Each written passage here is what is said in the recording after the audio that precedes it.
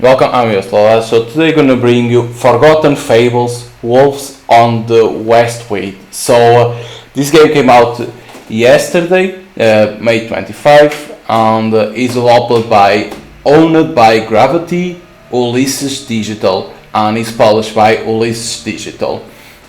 What is Forgotten Fables, Wolves on the Westwind?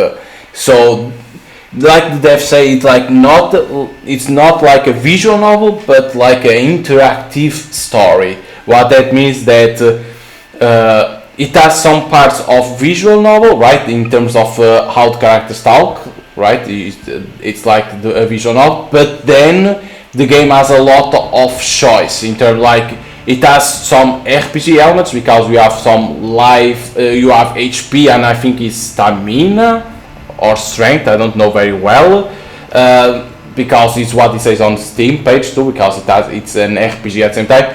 But then you have a lot of choice, so it has alternate endings, there's some side stories at the same time, but there's a lot of choice. That's why they say an interactive story, because it depends on your choice always.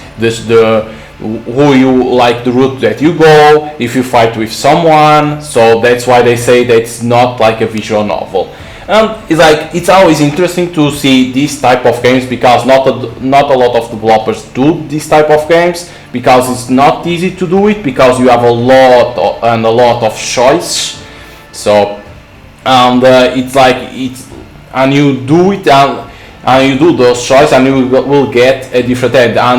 And one thing that's good in this type of games that I like when they put like a lot of choice and different ends, is that every playthrough is always different from other players, and that's one thing that I like on having a choice. Even on visual novels, it's one thing that I like, because it depends on all your choice, and then the endings are different. Like that, there is always replayability.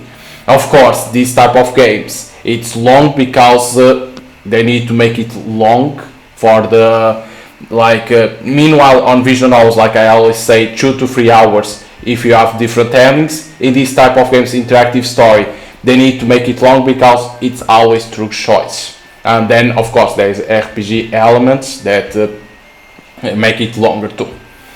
So let's start here. Okay, so we need to select the character that you want, right? Yeah, so we have Ulrich, so you can see, so endurance, there you go, it's endurance, not strength, nothing else, it's like endurance. And the HP, you have backstory of him. You are Ulrich Durenald, a weather mercenary from Adergast, who has wasted his life away fighting other people's battles. You came north to Forwall protecting a Nostrian trader who was on his way to important talks with the Herman of Isafell, Ulfarg Firon.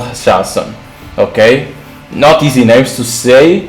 And then you have abilities. So battle sense, you lose it, right, and you waste 3 of endurance. Battle sense is a ability that allows Ulrich to pick up on things others might miss, okay, allowing him to spot weakness in combat opponents and find hidden advantage in many situations, okay.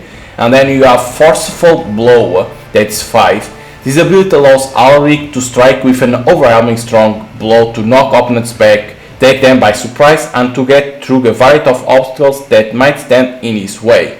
Not bad. And then we have Nadim. In here we have low health, but we have astral points, so maybe a mage, right? You are Nadim Saba Tixshazdir, a mage from lands of Tulamid, struggling to complete your training. You came north to seek help from the Hunajasku, a community of Forwalian magic users. Having been turned away, you are now returning south with no plan of what to do next. And then her abilities. Blinding Flash. Blinding Flash is a spell that confuses the target's sense of sight, so that they have trouble perceiving their surroundings. And then you have 10, holy shit, Orcanofaxus. Orcanofaxus is an element spell that causes a jet of air to damage its target and blow it backwards. This spell might be used in combat to force enemies away, but also to affect the environment around the demon. So what I think is Nadim is like hard difficulty because you don't have a lot of HP, and of course you have a lot of magic, right, to use it. But what I think is like as hard difficult to play. The Alric is like the normal difficult. Like, okay, it's your first time playing one of these type of games, play with Alric. Then when you beat and you get used to the type of the game, you play with Nadine. Is what I feel, because she has low HP. So that's why I go for Alric, because like I already played some type of these games, interactive story with like RPG elements, but not a lot. So that's why I prefer to play with like the character that's like the normal difficulty. So let's go for Alric. Act 1, chapter, and so it was. Okay. Get down. You hear the twang of a bowstring in enough time to throw the trader you are escorted into cover. He leaps behind a bush in blind panic as you skitter around a nearby tree to keep watch. So we are protect this guy, shows all. This roll was supposed to be safe. I had it guaranteed. Quiet, we need to ditch the cart. No, it's going to be fine. I think I'm gonna, first of all, what is this in here? Okay, to save the game, okay. Gonna say quiet. Be quiet. He swallows down a bundle of nerves as he looks at you and then peeks over the bush to find your pursuers. You control yourself around to look behind the tree without giving the archers a target to hit. It's too dark to see them or their number clearly. You can hear them though, getting closer quickly. His left cell is close. We should make a run for it. You know he's not wrong, but you also know that unless you do something now, that alone will not be enough. Okay, let me save.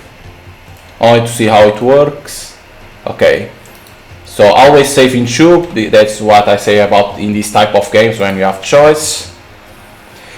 Ditch the card, no, because we are protecting this guy and he wants to go to that town to sell, right? Fend the bandits off. Fend the bandits off. As another hour sails past, you growl and shake your head as you tighten your grip on your sword. You need to go as quick as you can. I will fend them off. But go, now! You pick him up by his collar and throw him back towards the road, where he scrambles to stay upright. He casts one last desperate look towards you and the cart you now protect before he bolts away awkwardly. Another hour fell past your face to pierce the cart's woodwork as you stand ready to protect it. Out of the shadows, you start to see the nearest of the bandits race towards you. One has followed you direct and relentless down the path. The next appears from the verge, whirling an axe around as she goes. Okay, so one after another they appear out of the darkness and you know you'll be overrun in moments. So get the cart moving. So forceful blow, these to know about the ability. That's good, like because you read, right? But this one thing that's good is to show, and it shows how many you waste in terms of endurance.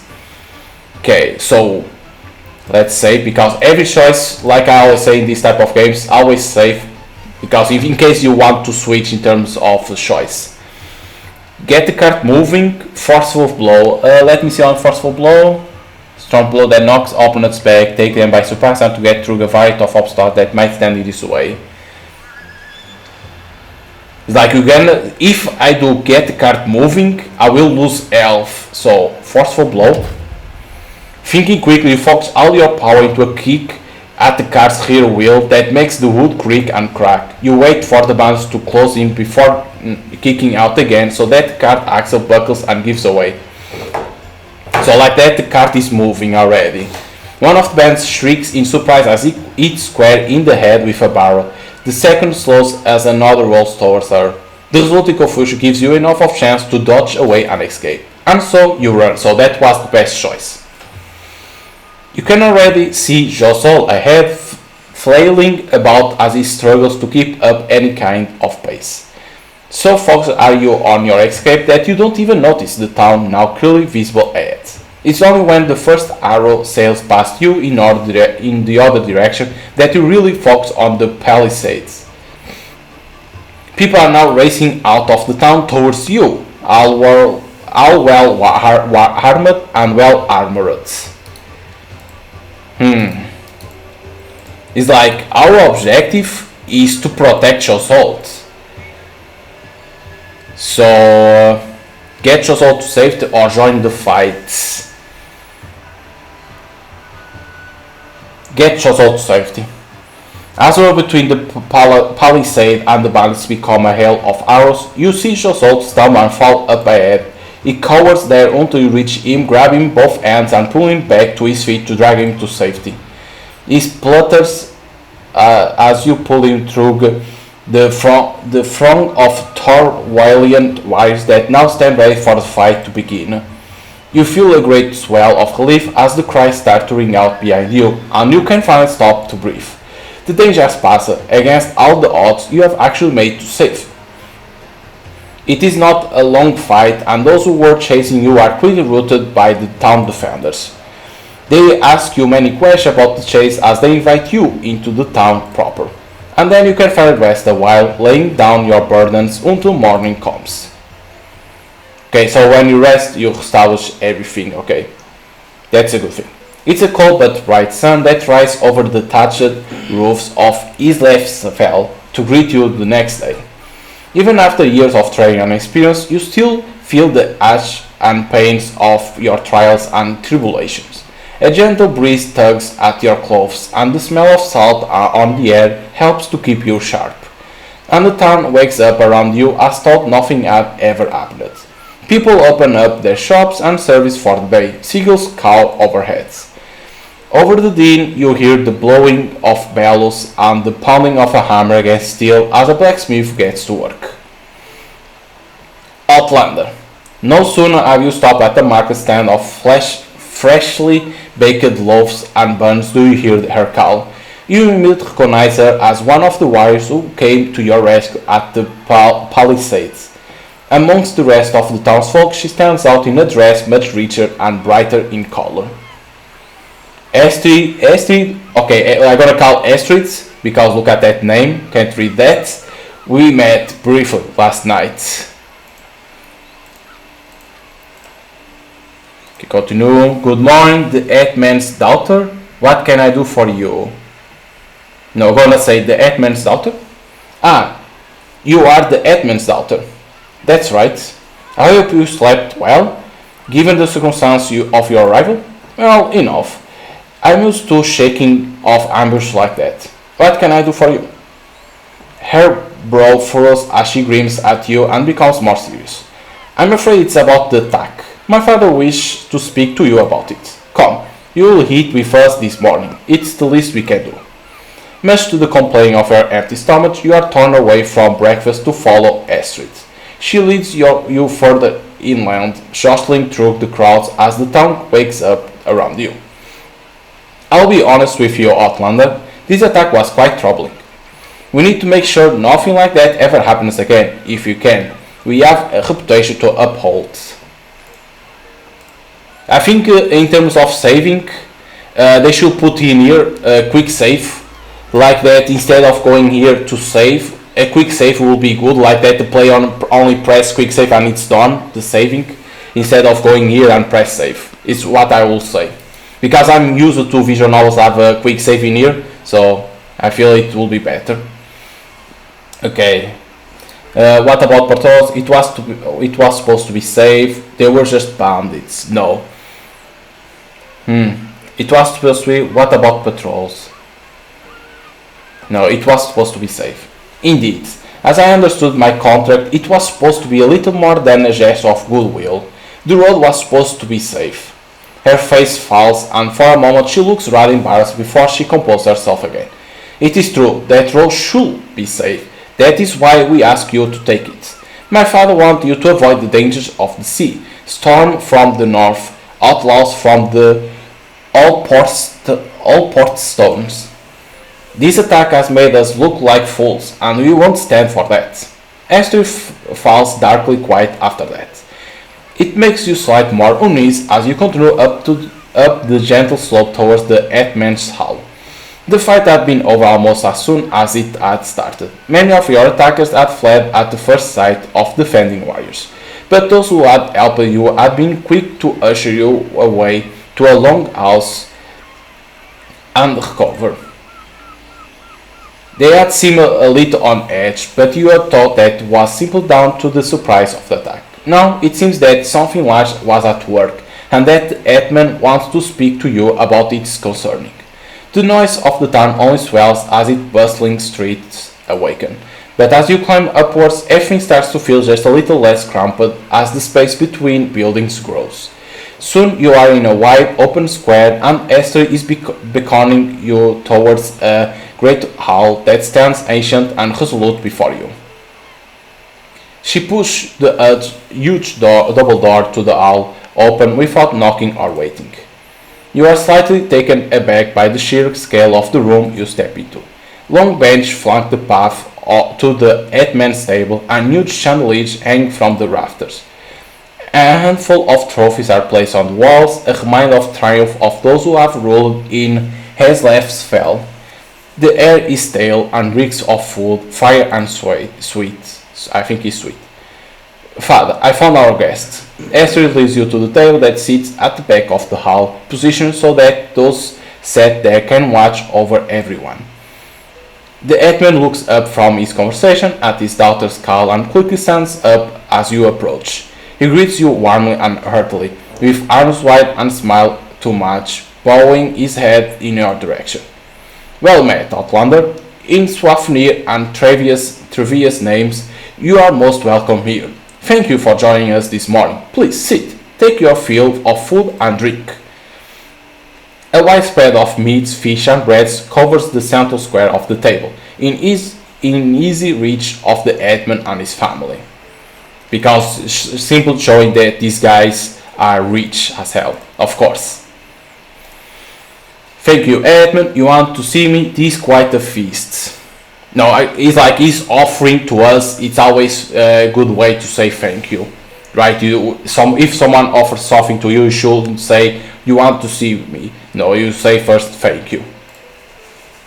Thank you, Hetman. It's a pleasure to be seated with you. Ulfgar waves a dismissive hand at your comment as you walk up the small set of stairs towards his table. It is only what's due, Outlander. Please sit. Come, we must get to business. These Brands, he is the town's godly and he's been an advisor to the head person for many decades now. Indicates an older, near decrepit man in a heavy bundle of robes who sits and eats at the end of the table.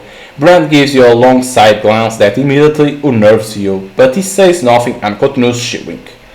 Without wasting another breath, the Hetman moves on to introduce the other younger man at the table. I believe you met my youngest, Haskir. Haskir nods at you curtly as he throws a bite of bread into his mouth, then picks up a tankard to drink from. Once again, he seems to look you up and down before he leans across the table to give you a strong handshake. Thank you, again, for escorting the Nostrian trader to our town. I'm sorry it wasn't as simple as suggested. The whole thing is rather troubling. Of course it was wrong. You lied to us. A shame about the card. It's worth more coin. You seem upset by this. I'm gonna say you seem upset by this. It's like you could ask for more money, right? But I'm not gonna ask because it can bring trouble to you. So you seem upset by this. Forgive me my saying so, but you seem more upset by this than I would expect. Haskell chuckles before taking a sip from his tankard and reaching forward to rip a handful of bread from the loaf. Do you know what it means to be peaceless, Outlander? I don't know. I don't personally know. Eastrid hides a smirk at your impertinence behind their goblet as Haskir leans forward with a dark look. Those that attacked you last night have committed terrible, terrible crimes. They are ashamed to their ancestors, and they have been stripped of all honor they have and can ever have. They will never find peace with the gods. They will never fight at Swafnir's side or drink at Trevious' table. That is why the peaceless are scorned and hide amongst themselves on the Allport's stones. For them to turn in force to the mainland makes no sense, but if a group of them have, then they have a grave danger, and we must deal with them. An uncomfortable silence falls on the hall while you process what Raskir has said. Out of it, it is the headman that clears his throat to speak up, talking to you over his drink. I call you here for your help, Outlander. You have already proven that you are a capable fighter. You could be great help to us once again, and my son is right. We must deal with the peaceless. Today, he and Esther will head out to find those that remain and end the threat before they can strike again. I would like you to join them. Okay, like, if those are bad guys, and so it's like they can be lying, right? So, just the three of us? No, that's a bad thing. This is an internal affair. I plan to head south. Like that's our plan to go to south, but they is asking us to join them to fight against those guys. It's like just three of us. It's like say that they are weak. What means this? This is an internal affair. Let me see. This seems like an internal affair to me, for you and your hearts to deal with. There is nothing else to stop them attacking you and again when you leave here. And we already saved your life once on your journey, Outlander. Raskir. Astrid rubs her eyes in frustration at Raskir's candor, but then quickly looks at you apologetically. Your help will be appreciated, Outlander, but is not owed. You are our guest here. She shoots an annoyed look at her brother. Okay, it's the brother of Astrid, it's easy to understand. Who sits back in his chair and drinks and eats quietly. With the room falling quiet again, you can't help but notice the small niggling feeling in the back of your mind. You can't place it, but it only adds to the uneasiness that's been building in your chest all throughout the morning. I'm happy to pay you, Outlander, if that's what it takes. And you are welcome to stay here as a guest, for a while at least, if that suits you. Of the three of them, Ulfgar is the only one who seems patient to wait your answer. Astrid is at least trying to make her own uneasiness, glancing up at you between small pickings of her food. Husky, though, makes no effort to hide the fact that he's on edge, staring at you over his meal.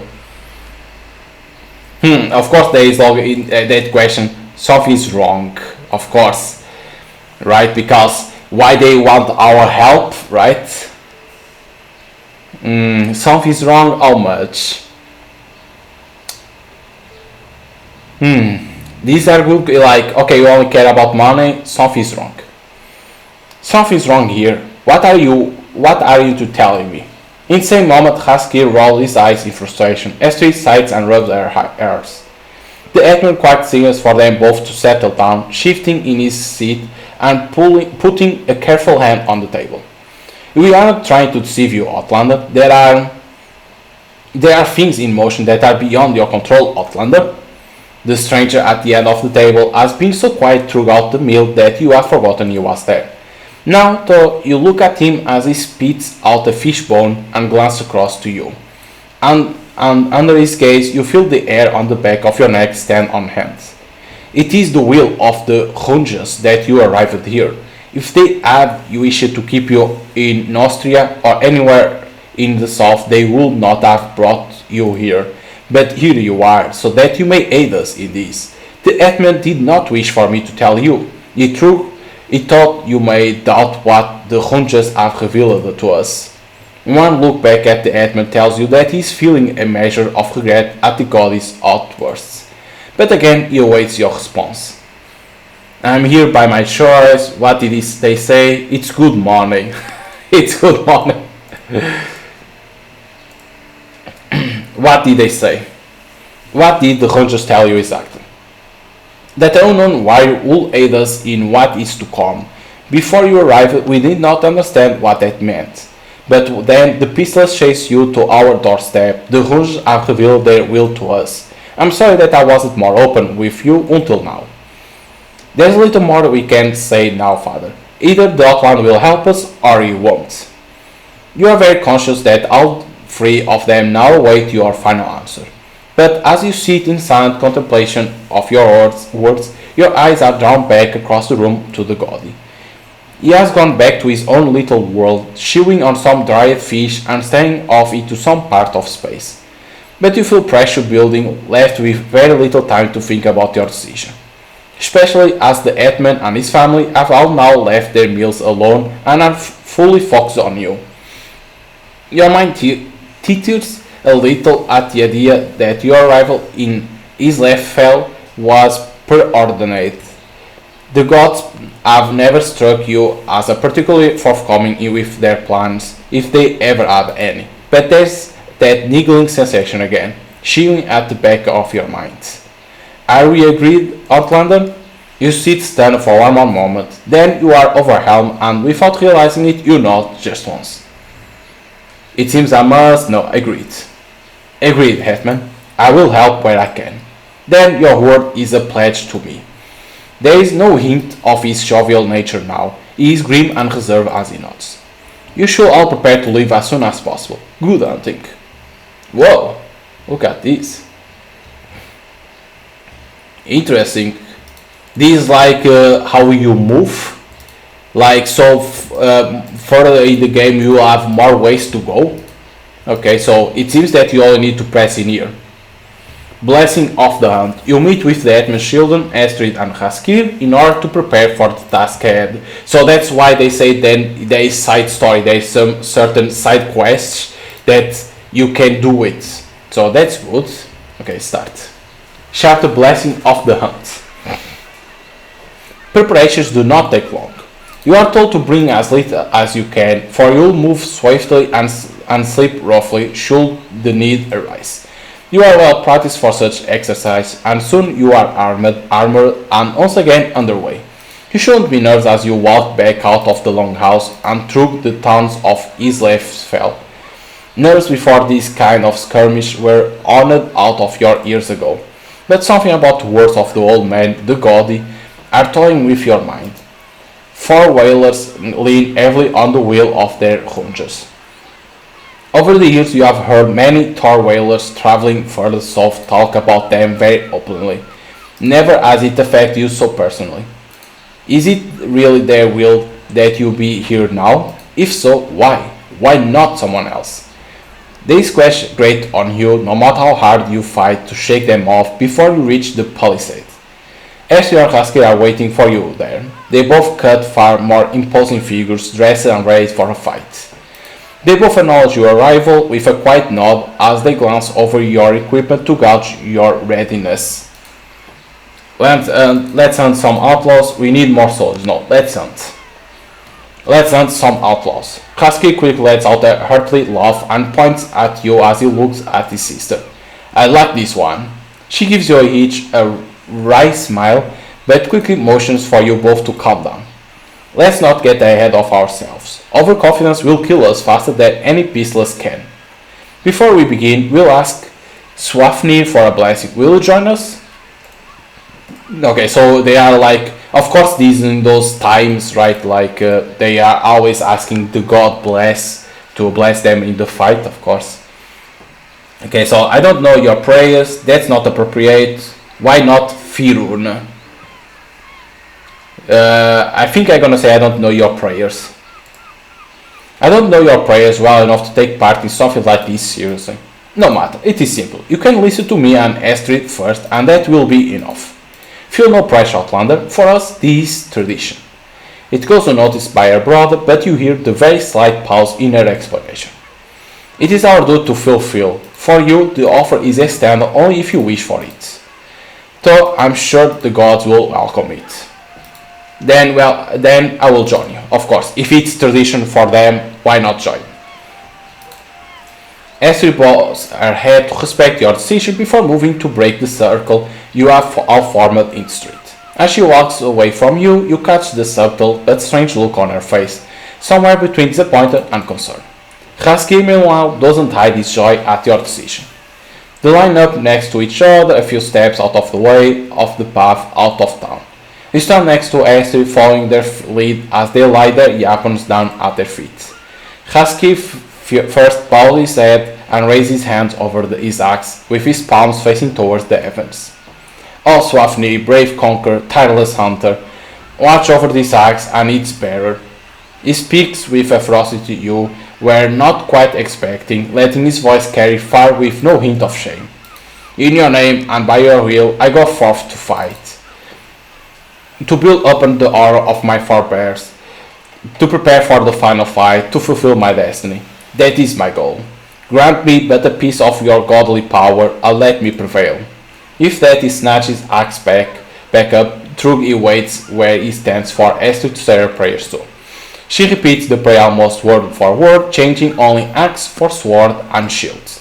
Then it's your turn. You take it slowly to make sure you do not get the words wrong. Your prayer is not as strong or confident as Estrid, and certainly not as much as skill. But he's nodding at you when you pick your sword back up to affirm you have done everything correctly. Estrid's face is much hard to read, but she holds herself confidently as she double-checks the straps of her vambrace. You take the lead, Outlander. Take us to where you were first attacked. We will pick up the trail from there. Chapter Manhunt. It doesn't take long for you to reach the point where you remember ducking for cover. The cart lies abandoned in the middle of the road, its right rear wheel buckled in from where you kicked it. Because we used that power, so we destroyed the cart. But there are no signs of the wires that were being carried.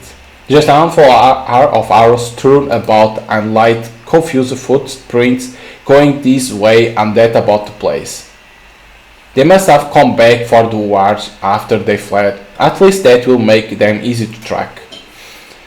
The three of you spend some time pacing the area, deducing which footprints are those you need.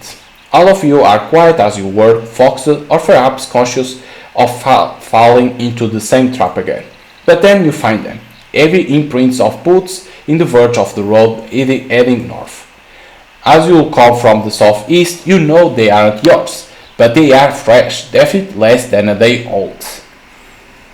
Inform the siblings, signal the siblings. Inform or signal. Like inform is talking and someone can hear, right? So I think doing the signal is better. On the off chance that you are not alone, you give a sharp whistle to get the siblings' attention. When they are both looking towards you, indicate the direction the tracks lead in. Their faces fall when they see you pointing north, and they look around careful as they close towards you. That's very strange. They pass around Isafell to get here. They must have given it a wide berth. But there's nothing out there. A good day's march will already bring you to the foot of the Isafell mountains. The perfect place to hide an encampment, away from any towns and any prying eyes. Because if you inform, you don't know if someone is near and could hear you. There could be more. It's a long way to march, and they weren't seen. Perfect place to hide an encampment away from any towns and prying eyes. There could be more.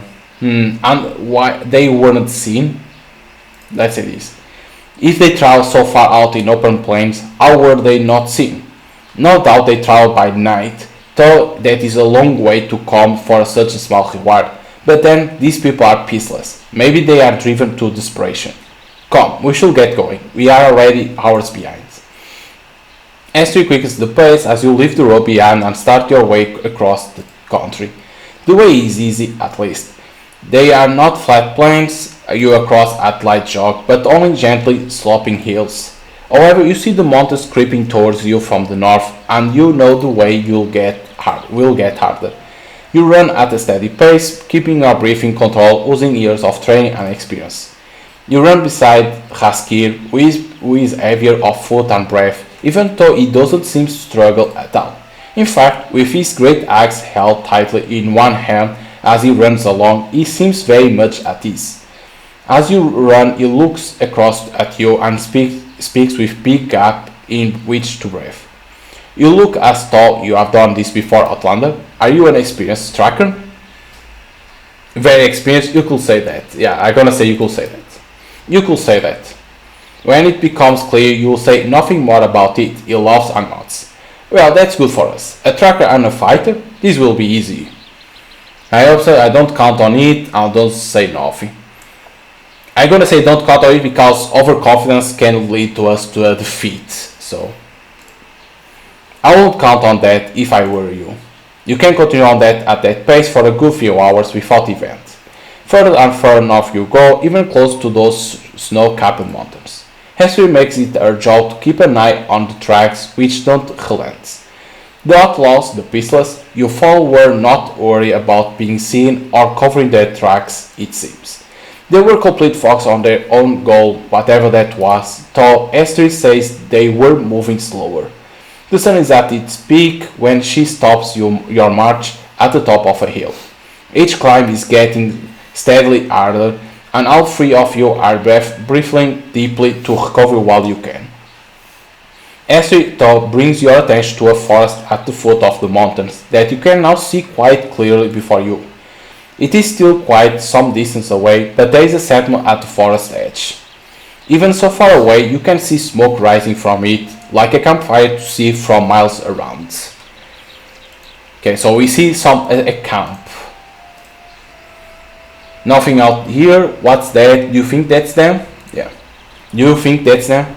It must be. Their tracks still head north, and that is the only place between here and the Ijaldor mountains. I thought Ijalvik had been abandoned decades ago. It was too far from the sea, too difficult to sustain. They must have run through the whole night to get there already. We should be careful. Is there a different approach? That's real perfect. No, is there a different approach? Is there a way we can approach from the forest maybe? Where there is more cover? It will take some time, and it's already midday. Let's get closer first. We need to know more about what's going on here. Come on, and conserve your energy while you can. It's a great silence that falls on you as you start forward again. It's different from before. You feel attention again, not just your own but theirs as well. Time seems to slow down as you prepare yourself for whatever encounter is to come. Already you feel all your muscles tense and tightened, and you feel your sense just that little bit more on edge. It's as if your body knows more than you do that a difficult fight lies ahead of you. It must be midday afternoon by the time you eventually arrive. As the earth starts to slope more steadily upwards underneath you, Astrid orders you to slow down again. Soon you are crawling through the long grass, slowly on your bellies as to not draw any unwanted attention. After what seems like an eternity like this, through the blades and reeds around you, you see Ijalvik. At least you see parts of it. Where the long grass stops, a small dirt road cuts across you from the west to east, leading off towards the mountains. Beyond that, you see the remains of a very small village built across the uneven land of the mountain's roots. A palisade blocks your view of most of the village, but you see some of the ruined rooftops. If it weren't for the two guards standing at the gateway, you'll say no one had lived here for a very long time.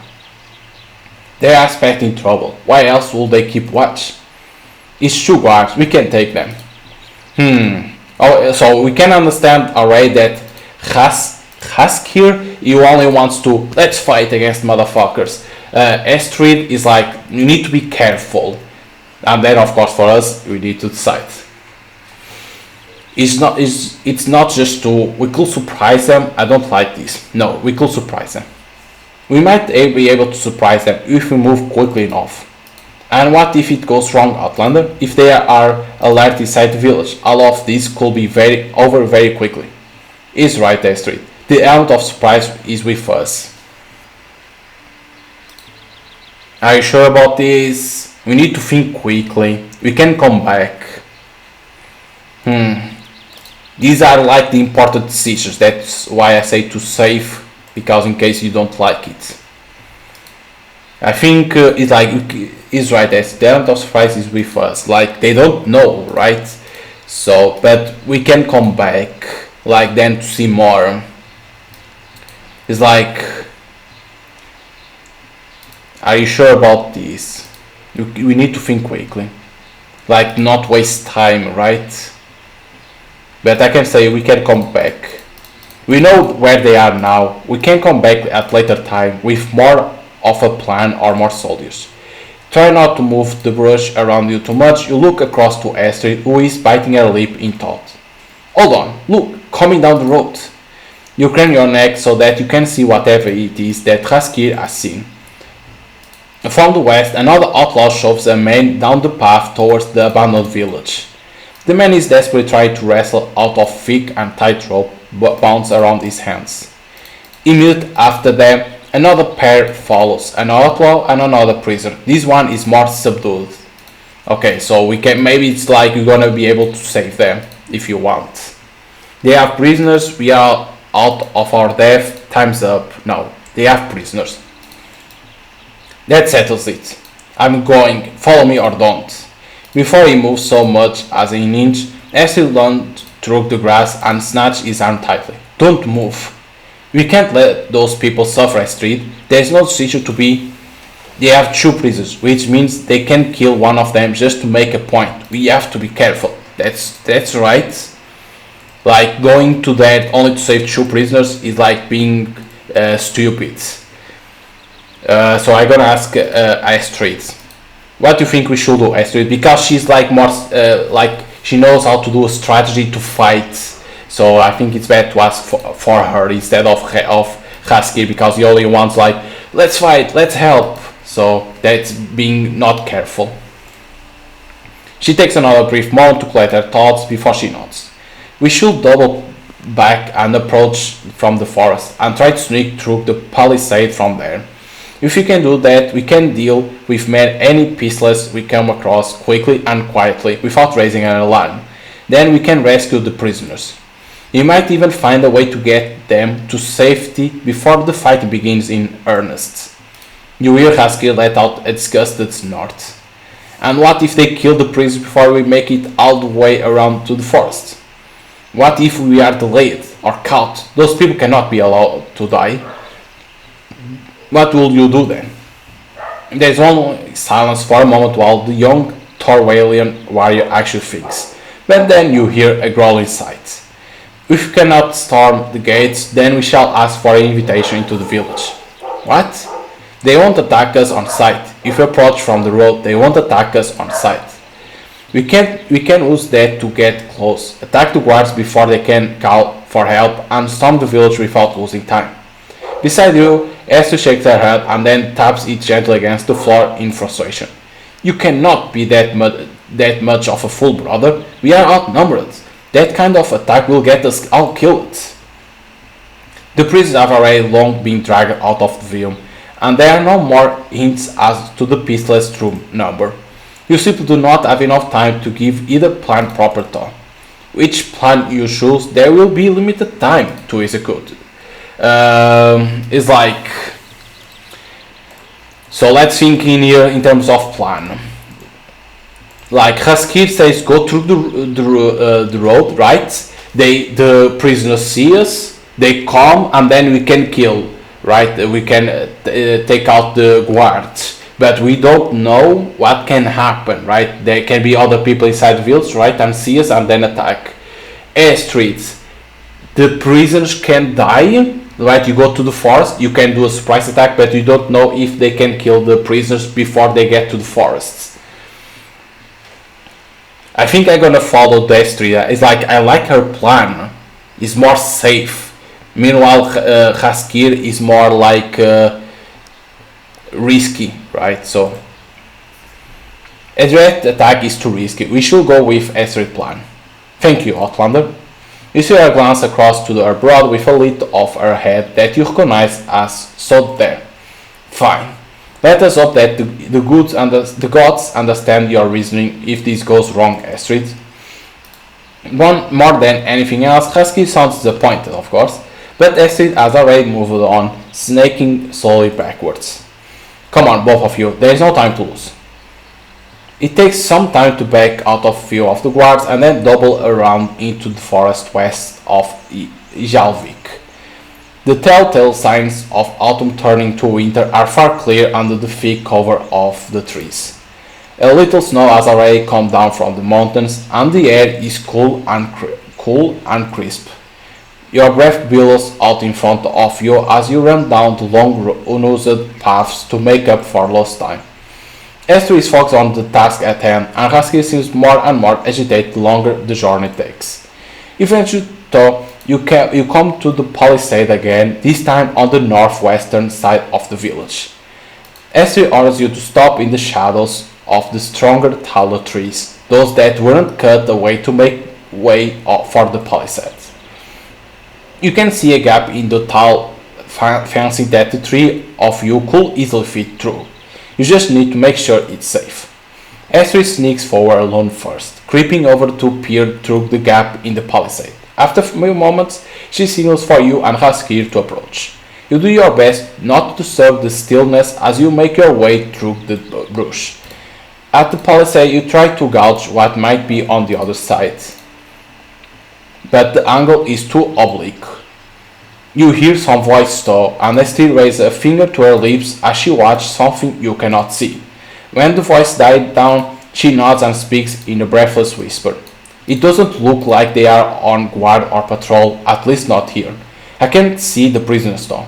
We'll sneak through and then split up and make our own ways through the village. If you don't find them before we get to the square, that's where we'll surprise the peaceless. Okay, so they are not in patrol. What about the outlaws? What we do with the outlaws we run into along the way?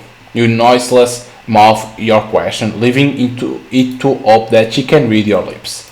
In response, she scowls at you and shrugs. Deal with them quietly. You nod to show you understand and immediately turn your attention to the task at hand.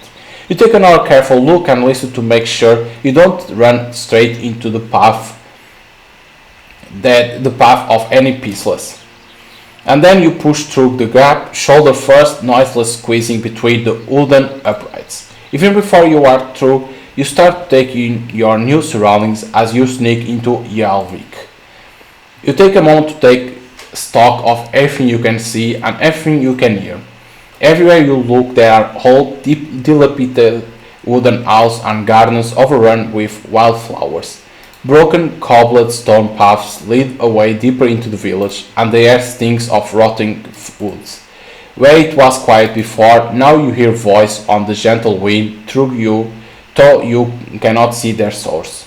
All of a sudden, the tension feels so much more than it did before.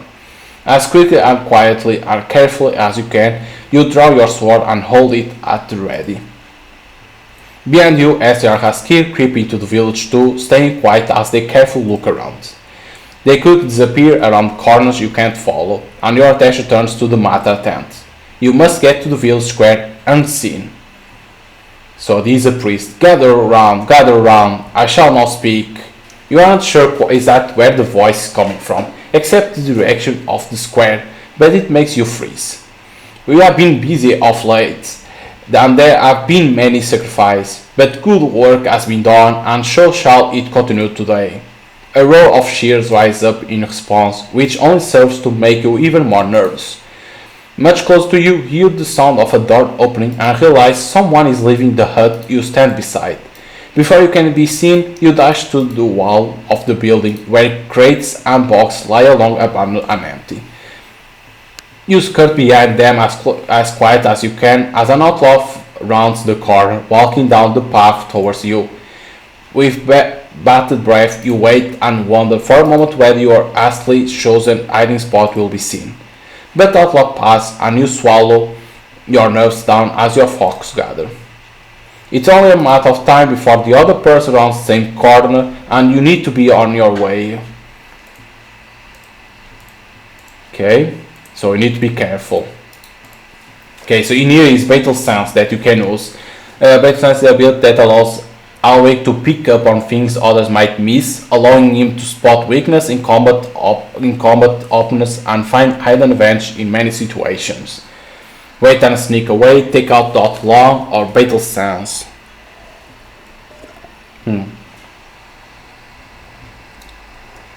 It's like you can take out, but Battle Sense can see us the weakness spot of them. So let's use it. With a deep breath, you ignore the ongoing speech and all the raucous cheers. Instead, you listen for any sound, any movement nearby that might tell you where the nearest outlaw is. It's the clink of their axe against their belt that you hear first, around the corner to your left. You have a window to sneak away or notice if you wish to use it. Okay, so sneak away.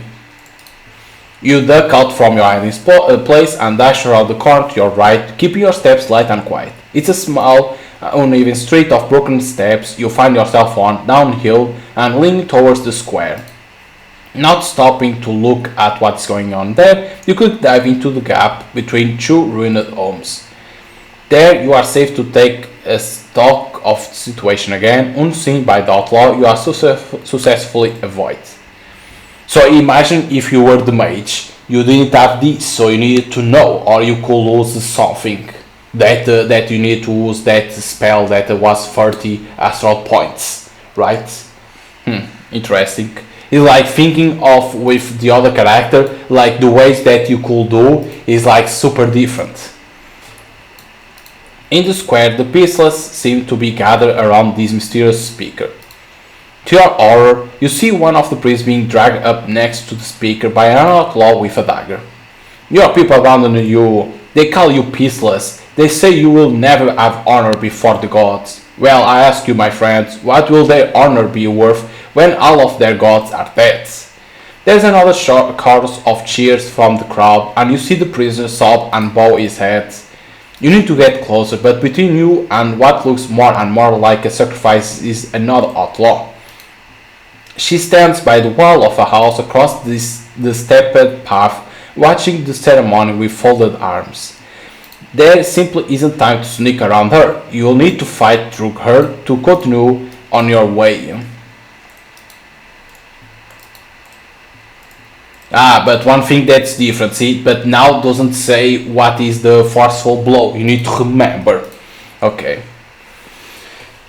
It's like, if I use this, because it says that you cannot sneak around her, you need to take her down. It's like, for what I remember from forceful blow, it's like knock them up so they will hear. So I think I'm gonna try to take take the outlaw out. With the speaker's eyes locked on his passionate crowd, you are free to dash out of the shadows towards the outlaw. She must hear you or see you from the corner of her eye as she turns towards you before you reach her. Before she has time to cry out, you run into her, pushing her into the wall in an attempt to surprise her. She manages to get axe between her body and your sword before you can silence her for good. With your sword caught, she twists her axe around and tries to use it to push you away from her. The two of you are stuck there for a moment as you each try to overpower the other. In the square you hear another loud cry and you feel time pressing on you as you continue your struggle. You gauge that you can still make in time if you strike quickly at the outlaw, but that will give her opportunity to strike as well. You need to be fast. Strike quickly. With a growl, you disengage from the struggle, step back, and prepare yourself for a final decisive attack. Of course, you lose health because, like it said, she does hesitate, sweeping her axe visuals across your hand to dissuade you from trying again. But it doesn't work, and a moment later, your sword cuts clear through her neck to end the fight. Before she makes a sound, you cover her mouth with a gloved hand, lowering her body to the floor as graceful as you can. Now once more you move along the street until you reach another makeshift path looking down on the square. This time you see Estrian Kaskir looking across at you from the shadows of the next house over. Are you alright, Outlander? She nods towards the cut on your arm. Like, I think it was passage because you want to save the prisoners. So doing that quickly, yes, you lose health, but you, like, nobody hears. What's going on? You ignore her question, instead looking to your left down the hill towards the square. What's going on? Whatever it is, it's not good. If you are going to do something, then it has to be now. In the square, a prisoner is now being wrestled onto his knees by the outlaw, held there by the dagger at his throat. The speaker still shouts passionately to the crowd, reeling them up into frenzied enthusiasm. You are not abandoned, but found, and today that will be rewarded. Time to end this. What's gonna be the best? Like forceful blow, step forward after you. I think I'm gonna say after you. After you. Hastily steps confidently out into the street without another word. You and Husky follow closely and with Fox yappers at ready. They will know the speaker stops mid-sentence as he sees the three of you step forward into the square. His face falls. What? Seize them! Seize them! With that, the small army of pistols now turns towards you. Now the real fight begins. You are very quickly surrounded. Even with all your training and experience, there is no way you can take them all on alone. You fight your way through to Esther and Haskir, dealing only with the problems that lie between you. A block here, a parry there. The first outlaw to truly block your path is quickly felled with a savage swipe at his legs, sending him barreling to the floor. Straight away, you find yourself face to face with another, wielding an axe each end. Okay, that is a double axe that guy has. Engage. You twist your sword into a defensive stance that you use to block the first of the warrior's heavy blows. Light on your feet, you can move much quicker, and as he recovers, you strike him in the chest. You have enough time to watch him sink to the floor before the next warrior is upon you. Okay, lose health. She uses a shield to strike in the chest, wounding you as you hit the floor. With that, she raises the shield against high above her head and prepares to strike the killing blow. Block the strike, it's going counter roll away. You throw yourself out of the way on the strike before it falls, flinching as you heard the crack of the steel on stone. As the warrior goes to strike again, you kick out her legs, forcing her to the floor as well.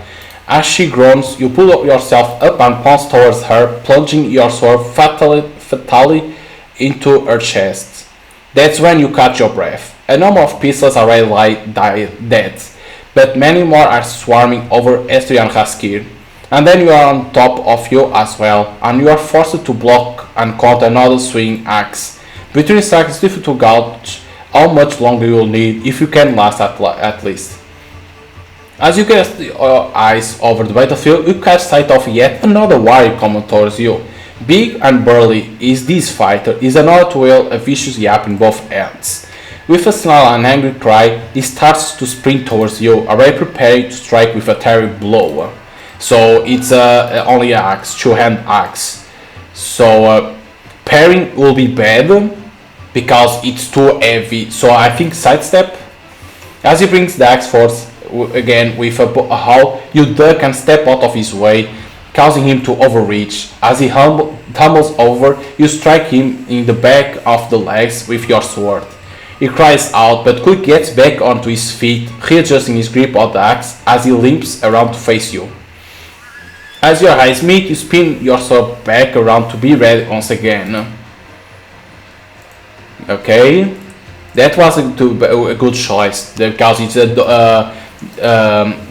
double-hand axe, so it's slow. Slow strike or flurry of blows. Flurry means a lot, right? So it can't block because it's a double-hand axe.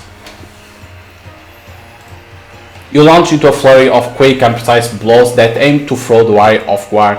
That works, and he's forced to catch the strike awkwardly with his axe, allowing you to press him back unrelentingly. His limp makes it easy for you to foot him, keeping your attack short and sharp and on his weak side.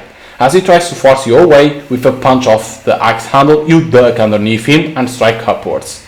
Your slice catches him in his stronger arm, and he cries out in pain. Pain quickly turns to anger, and he lashes out, trying to find a way back into the fight. Back and forth you go, trying to find an opening against this relentless foe. But you are starting to gain a palpable edge as the injuries you have already inflicted start to catch up with him. He must sense this too, as he turns to other means to regain his advantage when you drive him back once again. He grabs at an outlaw who is busy fighting Haskir and hurls her towards you to catch you off guard. She tumbles towards you quickly, and you have to dart out of her way so that she doesn't crash into you.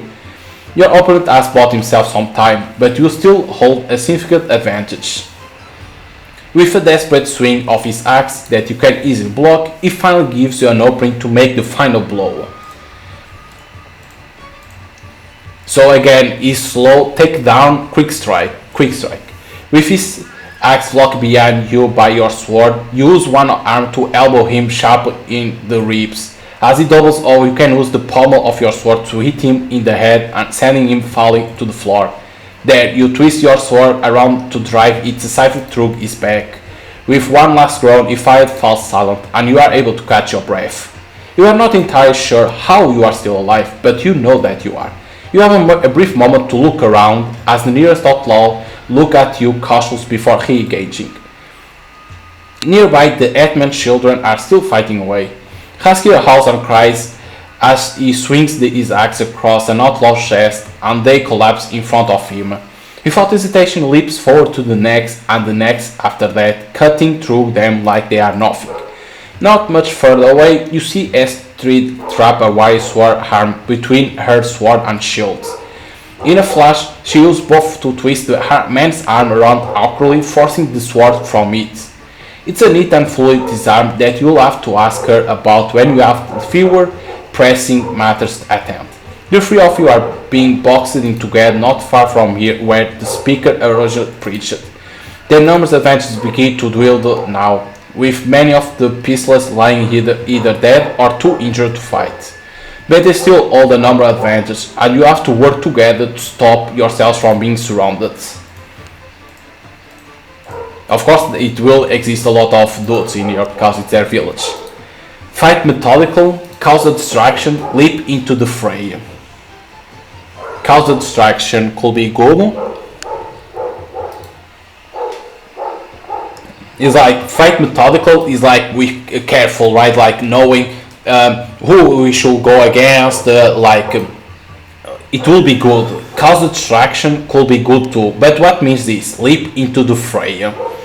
I don't know what means, so I'm gonna choose to see. With a determined cry, you leap forward towards the group that stands between you and siblings. Okay, so it's like go to the fight immediately. Okay, those that return to face you immediately prepare themselves for re-engagement. So we use here the forceful blow. Without hesitation, you put all your strength into a quick sweeping blow of your sword. The first one has no time to defend themselves, while the other worn axe isn't strong enough to hold. Both fall to the ground with agonizing screams. That gets the attention of the rest group and gives Esther and Haskir the opportunity to strike from behind. Have you seen the prisoners, Outlander? Esther shouts at you while she fends off one of the remaining peaceless with her shield. No, there's nothing you can do now, Astrid, except keep fighting. One of the warriors tries to wrestle Haskir's axe from his grasp, but with a growl he headbutts them away again. You are almost through. You're about to scold him for daring to say something so stupid when out of nowhere you feel your heart sink. It only lasts the briefest of moments, but it's so intense and so crushing that you are left stunned by its arrival. All three of you freeze and find yourselves breathing hard as the fight comes to a sudden stop. And as you swallow uncomfortably, your eyes are drawn to the speaker, who stands on the other side of the square. He holds up a trinket that fits in his outstretched hand, which he has thrust toward you like a weapon. On it, you see lines etched into the metal like some archaic and mysterious symbol. It is one and the same as the symbol painted on every shield you can see, and some freshly inked tattoos as well. As your eyes lock with it, you are filled with a strange and nervous tension that fills you with discomfort. Your first instinct is to run, to keep it out of view, to do anything that will shake that discomfort from you. The speaker must see it in your face, in one of your faces. He chuckles and starts to step behind the crowd of peaceless that now regroup between you. You shall not know peace. Kill them! With a cry, the peaceless come at you again, and you have to move quickly to stop them killing you on spot. If we can stop the sorcerer, then we can put an end to this. Very well, with me then. Haskir gives a furious cry and swings his axe in both hands, almost full circle around himself. The remaining Peaceless dive backwards out of Haskir way, staying between you and your new targets. But if there is magical at work, then you know you must strike before it clouds your mind once more. You have to get past these worries somehow, before the sword can distract you again. So now that I can use my ability, because Battle Sense, so if you had always used your ability, then you will reach here and you didn't have endurance. Battle Sense. You leave the fighting itself to instinct, and instead push all of your focus into your sense. Dealing with the Peaceless become much easier with all the advantage you find from where no one else looks. One who stands on a loose stone is thrown off balance when you aim a powerful kick at step. You and Esther work together to push another couple through a weak spot you notice in the nearby wall. As his defensive line fails, the sword's face falls and becomes a mix of worry and anger. But now you are face to face and able to put an end to these mastermind schemes. Okay, we did correctly. Tread carefully. Your first instinct is to strike him down where he stands, but the power it displays still plays on your mind. He does not look much of a threat, but you don't know what he is capable of, and you feel the need to tread carefully. So you raise your sword into a defense stance and walk slowly towards him. But he sees this and grins and thrusts the hammer towards you once again. No peace! Again your eyes lock with the pendant and you fall to your knees as your heart drops suddenly. You are overwhelmed, brought low by the most uncomfortable feeling that something is just not quite right. And so you barely pay attention to Husky leaping past you to attack the source as regret takes you. Why do you feel regret? Guilt even?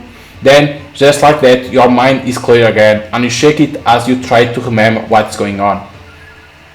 Outlander? Astrid, we have to strike together. That power is too strong. She helps pull you back to your feet as the sorcerer pulls a sword from his belt to slash Haskir across the face. Together it is then. Now! Okay, let's save. Flurry or forceful blow. Forceful blow. Without hesitation, you lift your sword over your head to strike downwards at the sorcerer cleanly. He doesn't expect you to move as quick as you do, and his panic makes him block awkward. Flailing around, he gives Esther the opportunity to push him to the ground with the face of her shield. He quick to scurry away, trying to stand so that he doesn't trip over the stairs. But he doesn't have enough time to stop you pressing your attack.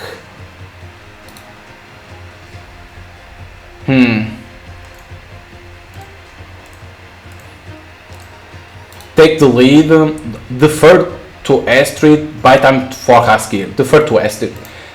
So that you don't tire as quick, you back off and Astrid immediately jumps forwards to lead the attack.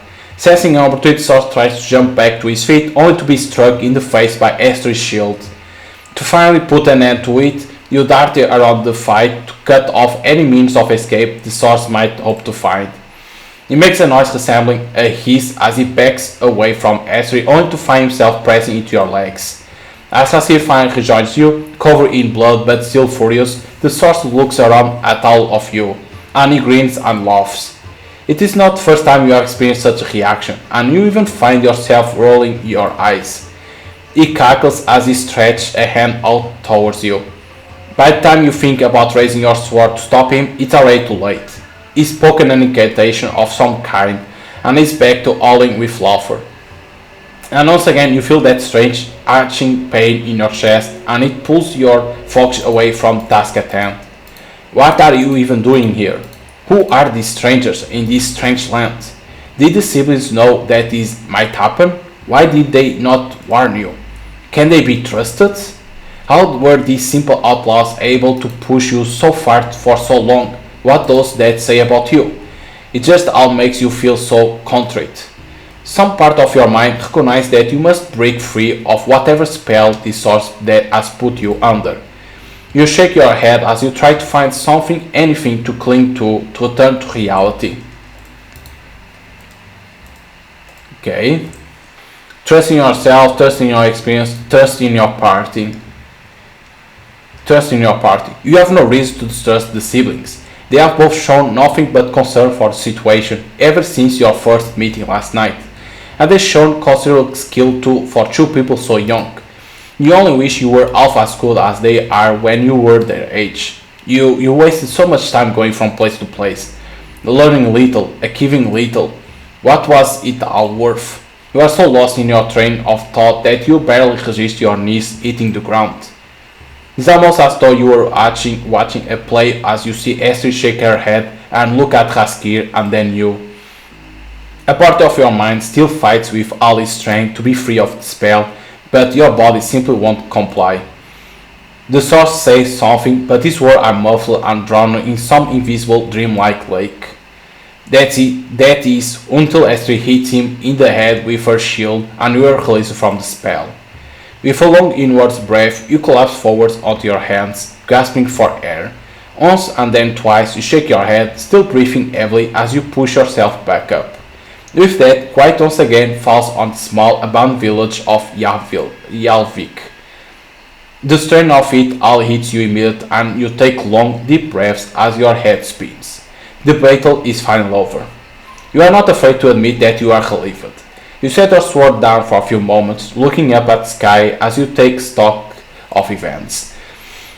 It was a much harder fight than you were expecting. You can already feel the injuries start to creep up on you. You are getting too old for things like this. Are you alright? I'm fine, Astrid. It's just another scratch. It's not a scratch. Here, let me. I say I'm fine.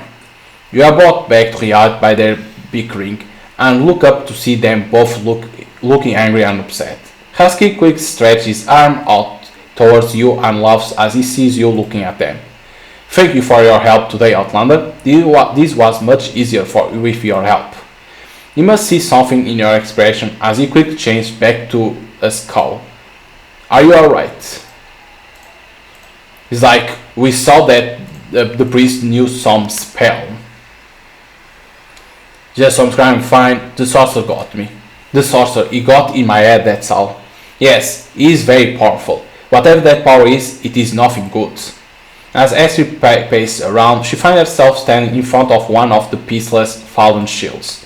She uses a foot to kick it over and then takes a long, hard look at the symbol painted on its front. I don't know this writing. At first I thought it might be a symbol, but if it is, then it's not of any of our gods. Something foul was at work here. He never mentioned any names. All of you turn towards the voice, once again on guard at first sign of a new threat. You immediately recognize one of the prisoners, creeping through the door of a nearby ruined house. At sight of the serious weapons, she immediately puts up her hands, though they are bound together by thick ropes. The second prisoner appears behind her a moment later, looking around nervously. The first indicates Sorcerer's unconscious form with a nervous pointing finger. Before you arrived, he never said who or what they follow, and neither did any of the soldiers who captured us. He just kept complaining about the way the peaceless are treated. Never mind that. Astrid hurries over to her to untie the bonds around her hands. Are you both alright? Fine, I think. A few scrapes and bruises, but we'll recover, I think. When she's free, she nervously looks around at you while Haskir unties the other prisoner. I'm sorry to you both for this whole ordeal. They both nod, but both still seem shaken and afraid as they rub their wrists. Of course, like a war like that. Where are you from? Is there anything else? When were you captured? Yeah. When were you captured? How long have they held you prisoner? I think it's been 2 nights. They kept us blindfolded and in the forest over there, so I'm not sure. It feels like much longer. We have barely eaten, barely slept. Where are you from? Varheim. We came south to trade in Isafell. I understand. That's enough for now. You can return to Isafell with us. From there, we'll make sure you return home safely." Slowly, they both nod their understanding. Astrid shepherds them towards the village gateway and tells them to warn her if there is any sign of trouble. When she returns, she glances again at the shield she kicked over and then takes another long glance about the place. "We can't just leave it like this. Will they come back? What of the injured? It needs to be destroyed." "No, I don't want to destroy a village." "What of the injured?" "Some of the pistols are injured, not dead. What should we do with them?" Essie takes a long look around at those pistols who lie unconscious or groaning as they nurse serious wounds. Haskir stalks one that is trying to crawl away down the stairs and then puts his boot on the man's back to stop him. Their lives were forfeit even before they aligned themselves to whatever darkness this is. "You must execute them." Not execute, I won't do that. They can have good information for us. They could be useful. No, they could be useful. They might be useful to keep alive. Haskell calls at you as you pick your sword up and wipe it down on your trouser leg. "What?" "The outlaws right, Haskell." Haskell around on his sister angrily, but she pushes him away and signals for him to calm down. "All of this is strange. The pistols gathering on the main line like this, the symbol, the sorcerer, the ceremony. It's all wrong, but we should try to understand it, in case we need to know for the future. What do we possibly need to know that we don't already? They were exiled and have returned, and they have accepted the path of this sorcerer who speaks against the gods. Father will punish us both if we dragged them through his hall when we had the chance to end them here. And what if this is leading to something else? Would you simply have us fight it blindly? The sorcerer can tell us if there are other places like this, other people doing things like this." Yeah, that is correct, because if it's something that both of them never saw, and it can be a spell that can be bad for a war that can happen. So I gotta say Esther is right. Esther is right, Husky. We should take at least one prisoner just in case. If all of this is so strange, you must take some precautions. It is the right thing to do, because you could see that Esther was looking to the shield of one of the guys, and she couldn't know what that symbol was. So that's bad for us. Esther smiles a very small, very relieved smile before she turns back to her brother to see if he understands. "Father will understand, Husky. If we don't try, we may not see something even more dangerous coming. So this is what I like, this type of games that put choice. If I say to kill, to execute them all, right? Then something in the future of the game will happen badly for us. Saying like this can help us in the future of the battle. That's what I like, because this is one thing that I like in this type of games, like visual novels or like this, that is not like a visual novel. It has some elements of visual novel, but at the same time has other things. This is what I like, when you have multiple eggs and multiple paths. There is always replayability, and every playthrough is different. This is what I like in this type of games. I know it's what I feel that these games needs, because you don't move, it's only reading, but you need to have choice to have multiple endings. Is what I feel this game need to be good always, because only have one ending is like doesn't have choice, nothing like that. People can get like, every playthrough is the same, there is no replayability, right? So putting choice make it worth, and it's what I'm starting to see in every type of visual novels and like these interactive stories. Is what I'm starting to see is that developers start to see that these type of games need choice, like that. Players don't get bored. Of course, then the longevity is what they need to adjust always. Husky fumes at you both for a long moment before he snarls and waves a despairing hand in your direction. "On your heads to be it. I will have no part in this." Hester collects the rope she untied from the pistols own prisoners. She uses it to bind the sorcerer's hands and gag him. Then she looks back to the two of you with further instructions. "Let's get this done. We will already be arriving back at Isafell after nightfall." Your work brings you easily into the late afternoon. Husky take no issue in ending the suffering of those peaceless who survived the battle. Those who try to flee are met with an even angrier end. And then you are faced with a pile of corpses that Astrid bitterly sets aflame. It's been some time since you last smelled that very singular smell, and your lip curls as you inhale the smoke. When the fire is blazing, anything bearing the same strange lines as the sorcerer bore is tossed into the flames as well. It makes the smoke even more acrid, and the three of you take no pleasure in staying much longer. You find some remnants of the supplies that you were supposed to bring to Isafell, but they are dwindling, and very little remains to be salvaged. Finally, you find the pendant that the sorcerer thrust at you during the fight. Once again, as you gaze it, you feel a great discomfort that is difficult to shake, and yet somehow you cannot simply look away. So it's like from Lord of the Rings that you look to the ring, and they feel something, but they always want to have near.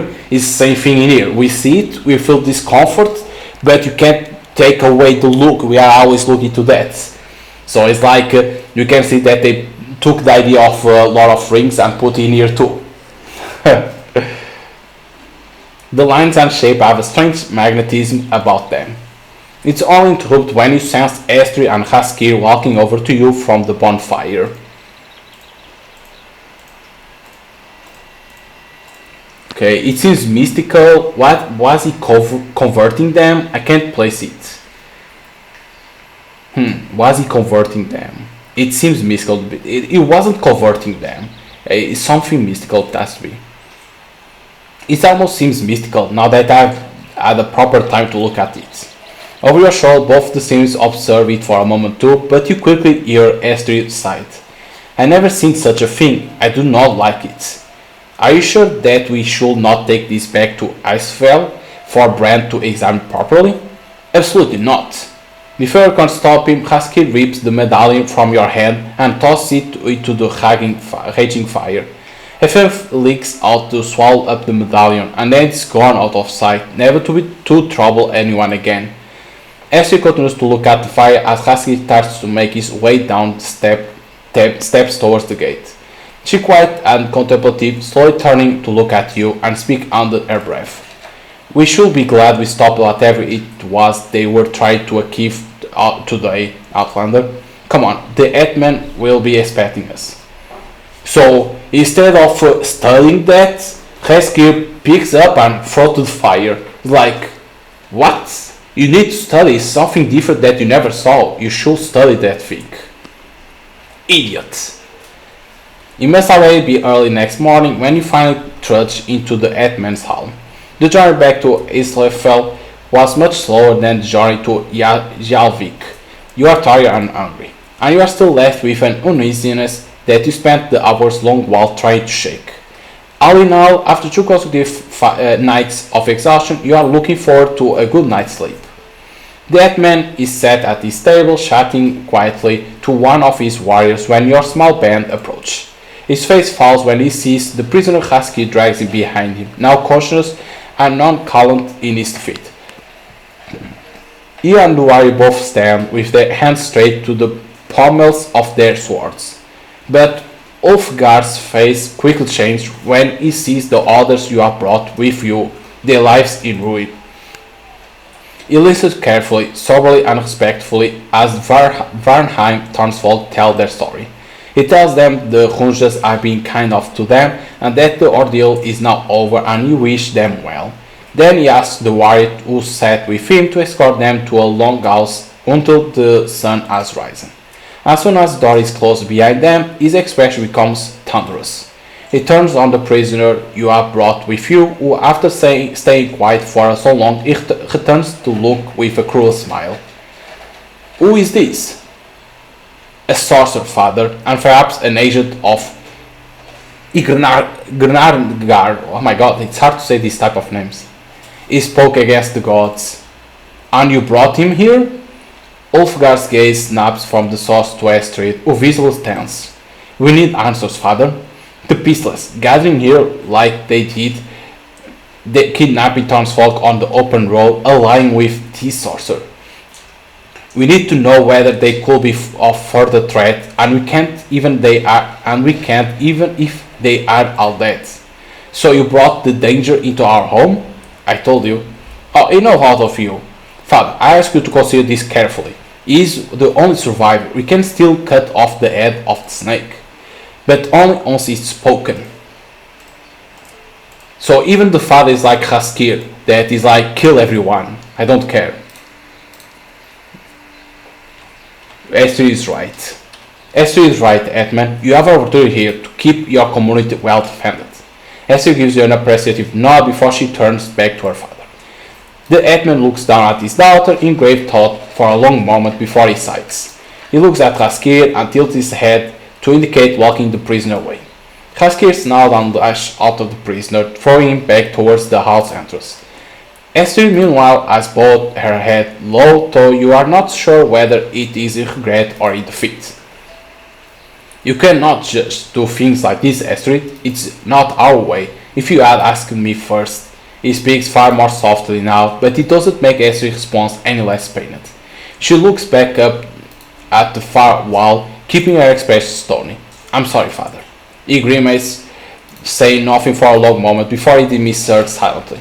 She bows her head first to him and then to you, and follows her broad towards the front door. He quickly turns to you and puts his hand behind his back to address you professionally. Regardless of the end result, I must thank you for your help today, Outlander. You have done us a great service. Of course. It's the least I can do. It was hard work. We should have done better. No, it's the least I could do. It's the least I could do. I've done, Edmund. Now we are even. Ugh, I don't care much for keeping scores settled, Outlander. That's it. Of course we will be paid. I will see you tomorrow morning. I wonder whether you will consider staying one more night. I'm holding a feast tomorrow. Little more than political nonsense, but you are more than welcome to stay. He considers you for long moments. After his performance at breakfast, it doesn't take you long to become a little suspicious. Of course, because, again, one more night. Why? Is it foretold by the runes? Do you want me to stay? No, I'm gonna talk about this because they talk about the runes, so... Is it foretold by runes that I will stay? Over laws and grains? No, at least not that Bran has told me. Your immediate impression gives you no reason to believe he's lying, and you find yourself considering the offer. You have been on the road for a long while, and one day will hardly hurt. And besides, you have a strange nagging feeling in the back of your mind. Somehow it feels right. Fine, I will stay one more night. I look forward to it. He raises his hands on celebration and then claps and rubs them together. Good decision. Then I bid you a good night, Outlander, and tomorrow we shall feast. I like this, like show. Of course, for now it's in the beginning, right? So it only shows one, but then you have side quests on the map to select. Okay, a moment of reflection. Before the feast begins, you have some time to yourself to reflect upon the last day and to prepare for what comes next. Moment of reflection. You have hoped that night's sleep will feel better than it does. It takes over an hour for you to even fall asleep, and then your dreams are chaotic and disruptive. The battle plays through in your head over and over again. Each time it plays out differently and never how you would expect. Silly mistakes, bad decisions, and strategy, horrible misfortune. None of it makes sense. And all of it is accompanied by this nervous, discreet dip in your chest, a feeling you just can't shake. Something familiar that you rather wish weren't. When morning comes, you are glad you don't have anywhere to be until nightfall. Your engines still niggle at you, causing you to act terrible. Okay, so because we have, we don't heal correctly, we don't have full health. Interesting. So, when Astrid asked, you could say that you were hurt, it was only a scratch. Maybe she could heal you, and then like that you could have full health. Maybe. Yet more proof, if any were needed, that your age is starting to catch up with you. As you are getting ready in the light of day, you notice for the first time how filthy your clothes actually are. Your tunic and trousers were already covering mud from your flight from the Peaceless, but now they are bloody too. You should really take the time you have to clean up a little bit. It might be appreciated if you were a little more presentable for the feast you were personally invited. Of course. Clean your clothes, find breakfast, go for a walk. No, clean your clothes. With a sigh and groan as you stretch, you feel a sense of obligation to your hosts. You finish getting dressed, wincing and complain as you press at your bruised body. You ask a warrior from your longhouse where you might be able to wash yourself and your clothes. He gives you a direction to a spot on the bay beyond where the long ships are beached. Your walk there is very pleasant. Once again, the air crisp and rich with salt. The breeze helps wake you up, and though your stomach still grumbles, you start to feel just a bit better. The beach is already very busy, and many long ships are being hauled onto the pebbles and skewered. You see many colorful shields of different designs, and hear people shouting and yelling to each other. Then all gives away to tranquil quiet, and a pebble beach that looks out into the Gulf of Prem. The ocean is calm and quiet, and a beautiful deep blue that is soothing to look at. And along the beach there are townsfolk standing in the shadows, cleaning aprons and washing clothes. It seems a communal experience, and so you unabashedly join them by the water. As you are scraping some of the dried blood and dirt off the fabric of your tunic, you notice you are being watched.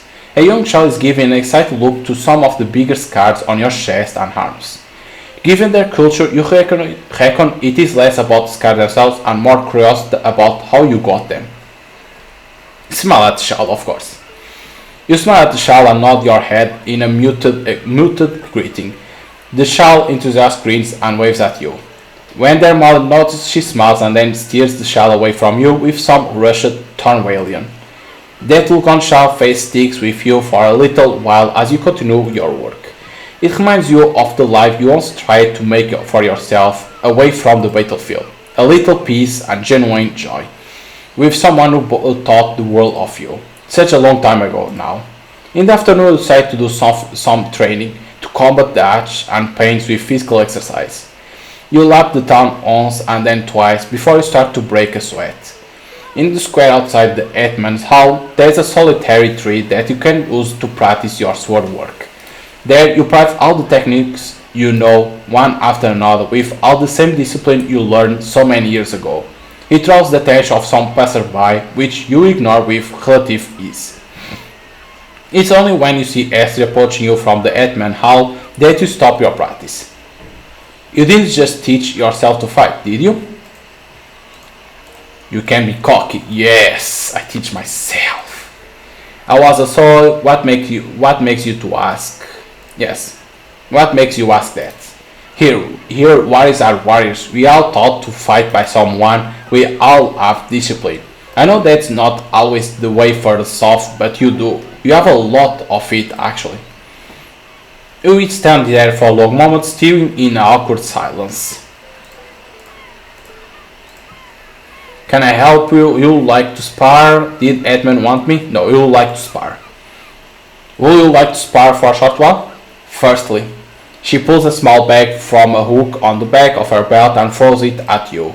You drop your sword into your other hand in order to catch it clearly, recognizing the familiar weight of coin. Thank you for your service. She bows her head politely but then gives a genuine smile.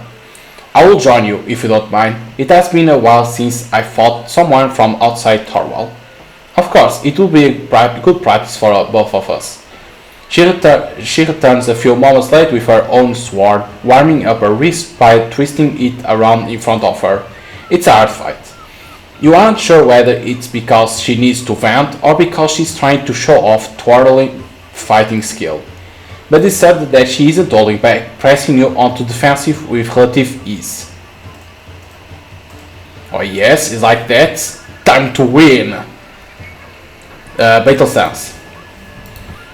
Before you can be caught completely off guard, you start paying attention to her footwork. It acts as tell, hitting at where she will strike from next and allowing you to parry and strike back cleanly.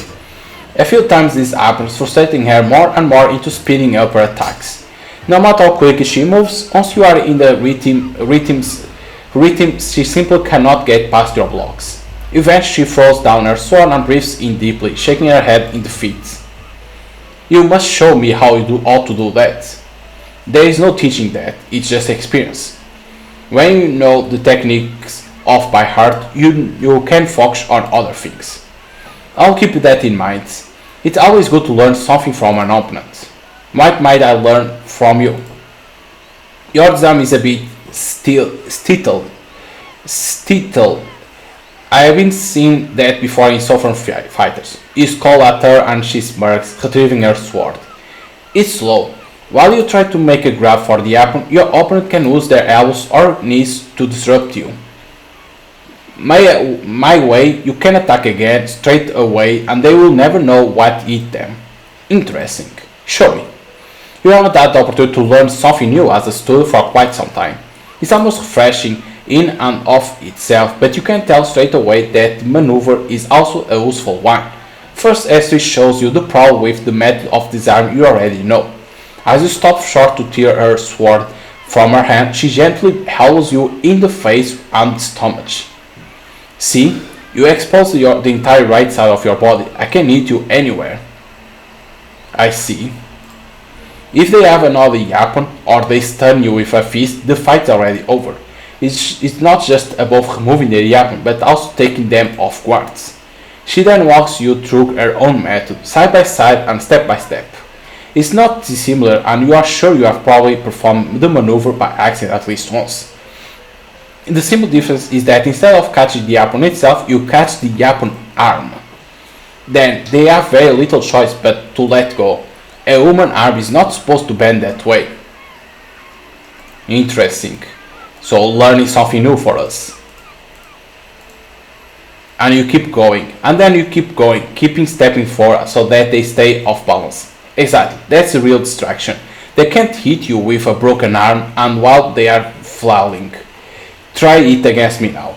She once again stands opposite you, preparing herself to attack. Whoa, a new ability, disarm.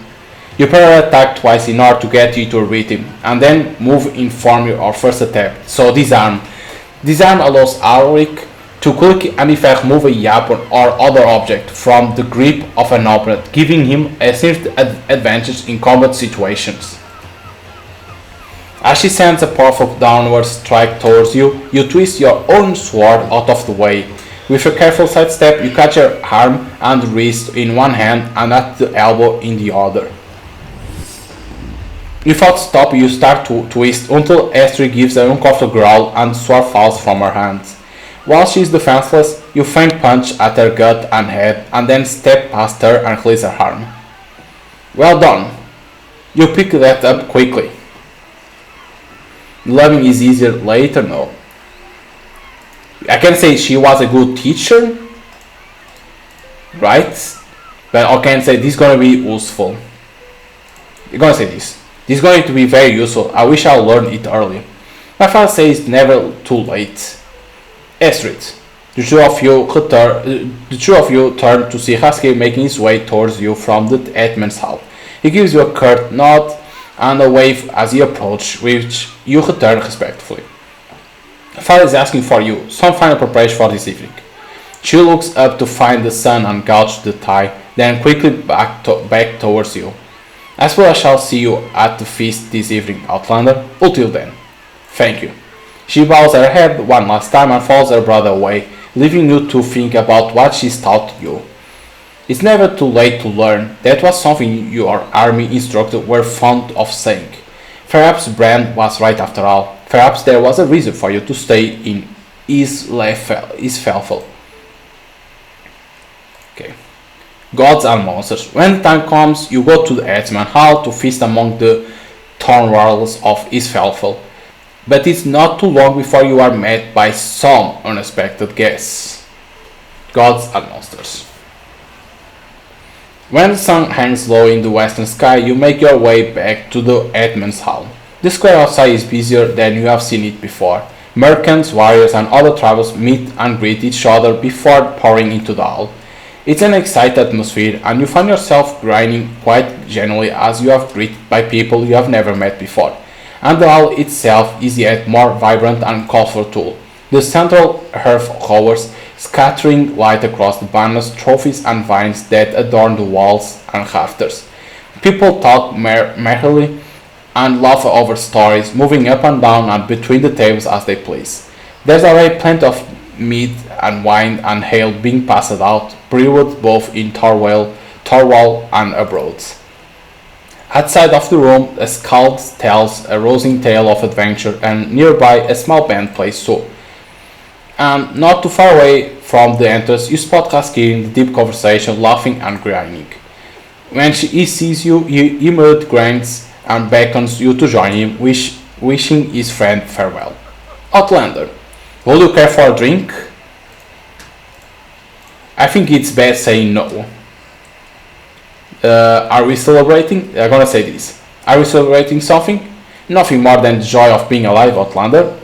Head people are expected to throw feasts like this for their otajaks. It shows trivia. We are a community. Come, my father will want to know you have arrived. He takes you through the center of the hall, warming you with the blazing fire.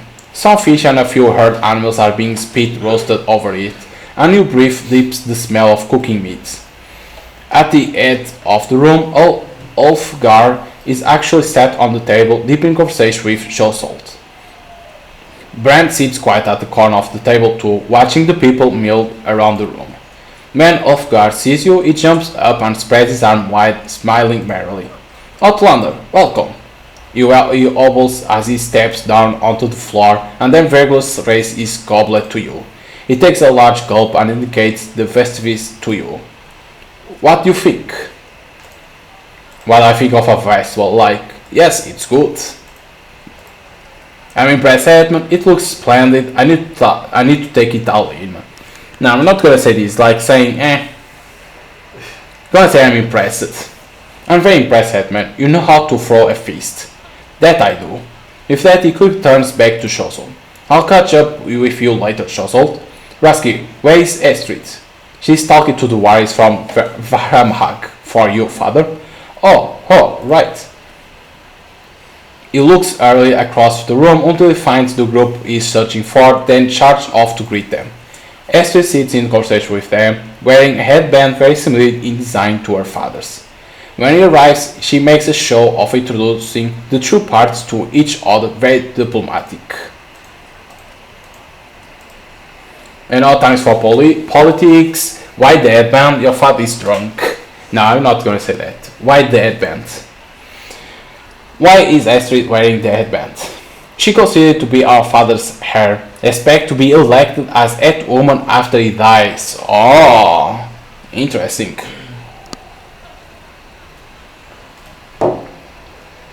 She thinks it helps our Alice get used to the idea that one day she'll be in charge.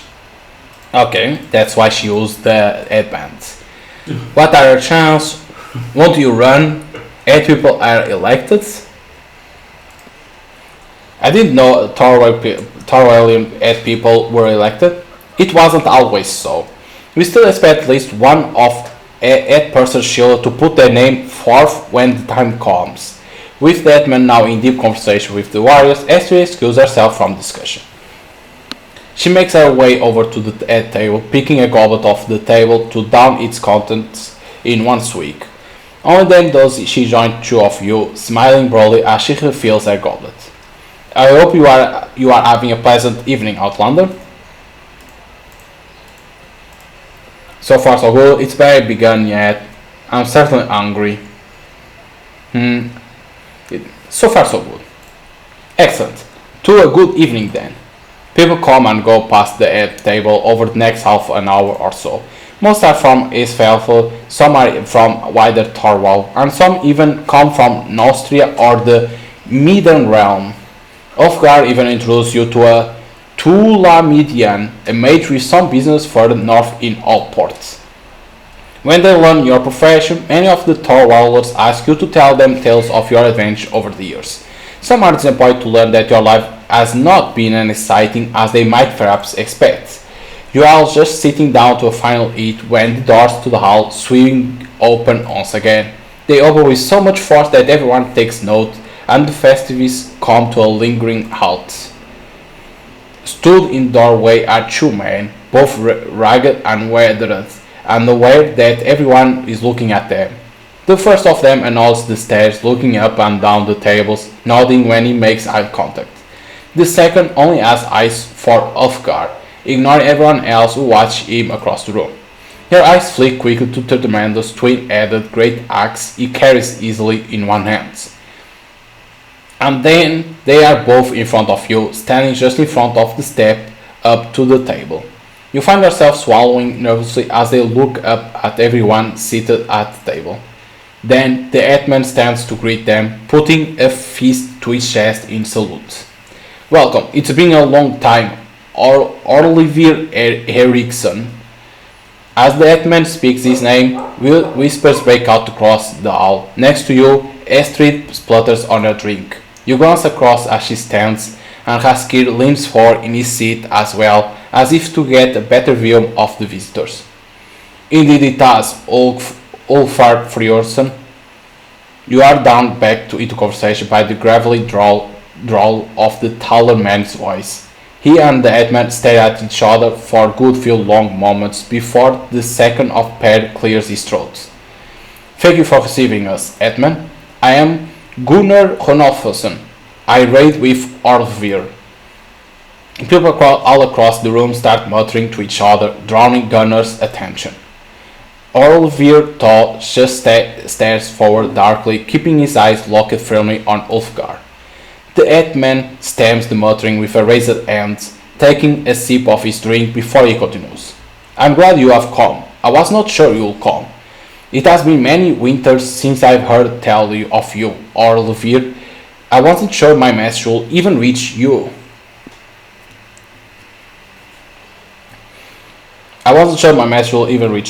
Ulfgar's words seem carefully chosen, and when you glance at Orlvir, he seems just as careful to respond. Before he does, Gunnar clears his throat again, rubbing his hands together nervously. Much has changed in those many winters, Hetman. Perhaps now is not the time to speak of such things. Ulfgar studies them both for a few more moments before slowly nodding his head and raising his arm to the hall. Agreed, we'll speak later, and you are welcome to eat and drink with us meanwhile. Please, sit anywhere you like. Everyone, it is time to eat. The headman sidestep around the table and then march to the earth to help with the preparation himself.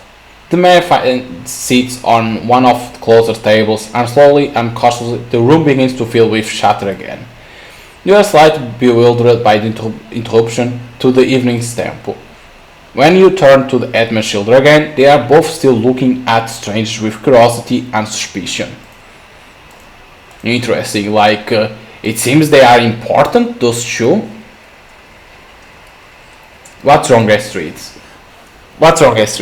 She continues to stare for a moment long before she shakes her head. Huh? Wrong? Nothing. It's just, I never thought you would actually ever meet him in flesh. Ulfgar calls on a procession of people to help him pass out the food and more drinks.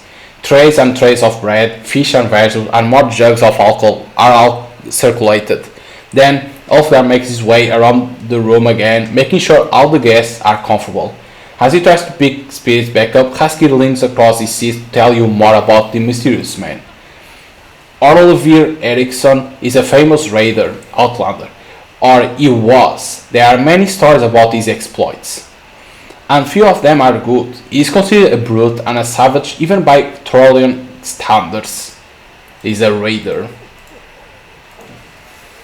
Why is here? Can you tell me a story? Isn't he a hero then? No, can you tell me a story? My father once told me that when last they met, Olvir's crew had just returned from a raid in Austria.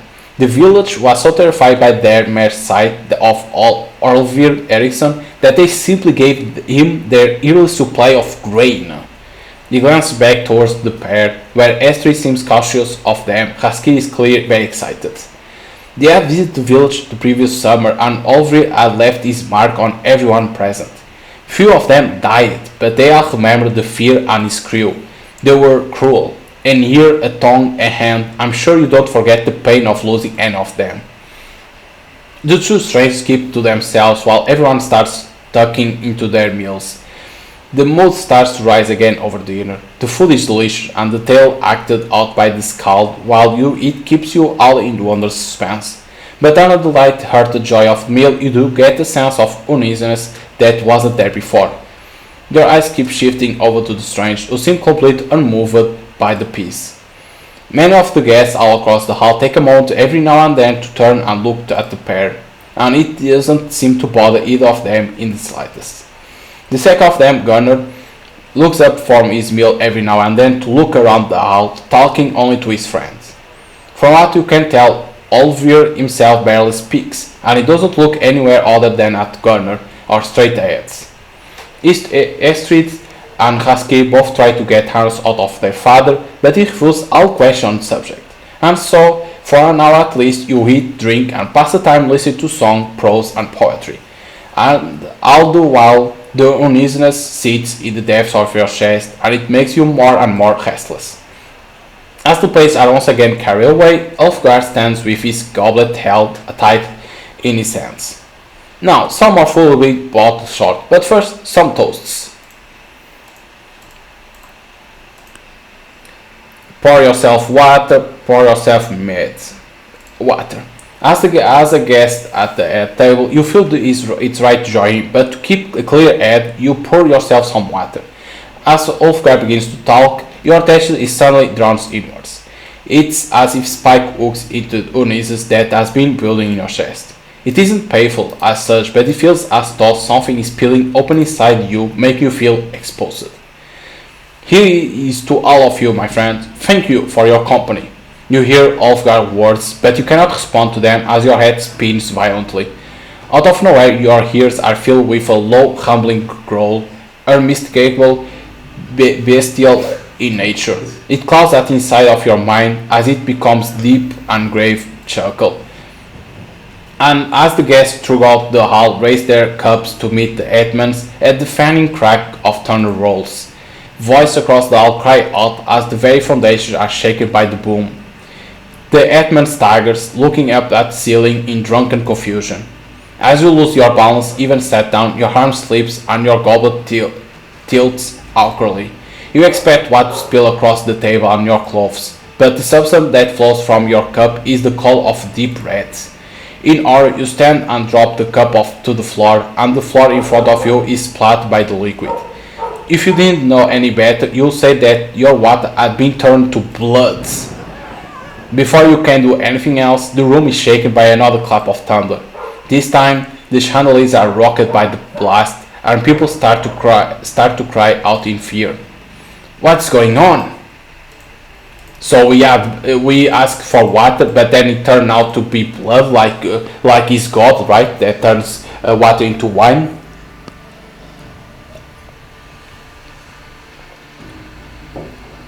We are under attack. We need to leave. We need to leave. Now it's not safe here. No, that won't work. You look across at Astrid and see her staring warily at the ceiling. From the look of her face, you can tell she's experienced is that the same thing as you. Again, your attention is drawn away suddenly. The lights of the chandeliers have steadied, but you are sure you see a shadow move across the ceiling. But as soon as it catches your eye, everything lies still. And a moment later, there is another crack as the walls of the wall are shaken a third time.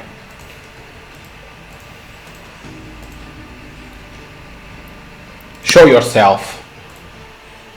It will not, Outlander. You snap around to look at Brand, who is stood complete and utterly still in the chaos. Unless you scowl at the old god, confused and angry at this inscrutably. As you feel another low rumble deep inside your chest, you feel dizziness overwhelm you again, and then you freeze at the sound of a very familiar voice. Ulrich? For a moment you are completely and utterly stunned, though the phantom is gone in less than a blink of an eye. You feel, hear, see nothing, and then the loudest crash of thunder yet bellows out across the hall. Again the chandeliers rock. Again the shadows dart and dance across the ceiling, flickering in and out of existence. As they alight and fade, for a moment you swear they form the face of some monstrous beast. and the thunder rolls into echoing, horrifying guttural horror that leaves you feeling reeling where you stand. Close your eyes, cover your ears, scream. Scream. You cry out as you fall to your knees, mirroring many others who cower as the room shakes around them. There is a flash and a moment of complete and utter darkness, a moment of complete and utter silence. And then the room flickers back into existence and your breath in deep. The hall is how it was, always was. It is as though nothing had ever happened. A murmur quick breaks out across the hall as everyone Terran makes sure those next to them are unarmed. Something was happening because we saw someone like that knew us. What was that? Did anyone see else that? I never seen such a thing. In all my years, I never experienced such a thing as that. I doubt very much that anyone alive today has, even as he woken here tonight. There are stories, but I was not sure they were true. Brand still looks complete expressionless at the ceiling. It isn't as though he's waiting for shadows to move or for the howling to start again.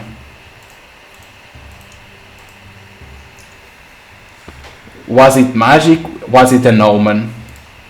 Was it an omen of some kind then? It was a monster. Brand screeched at you, his voice filled equally with worry and excitement. Once again his head snaps towards the ceiling and there he stands like a statue for a moment and then another. Speak, damn it, Brand. Off-guard totters as he shouts at his advisor and then collapses into his chair, his hands shaking. His next question is far quieter and far more reserved. What kind of skin do you speak of? Couldn't be better word. Do you speak of? Your water turned into blood, Outlander. After a moment you look out across the room and calls out loudly. Did everybody drink turn to ash? Slowly as she reaches down to pick her goblet up. With a dark look she turns it on its head and ash pours from it, billowing up into the air. Alfred gasps and pulls at his beard nervously. Anybody else? Silence falls across the hall, and a few guests look around at each other anxiously.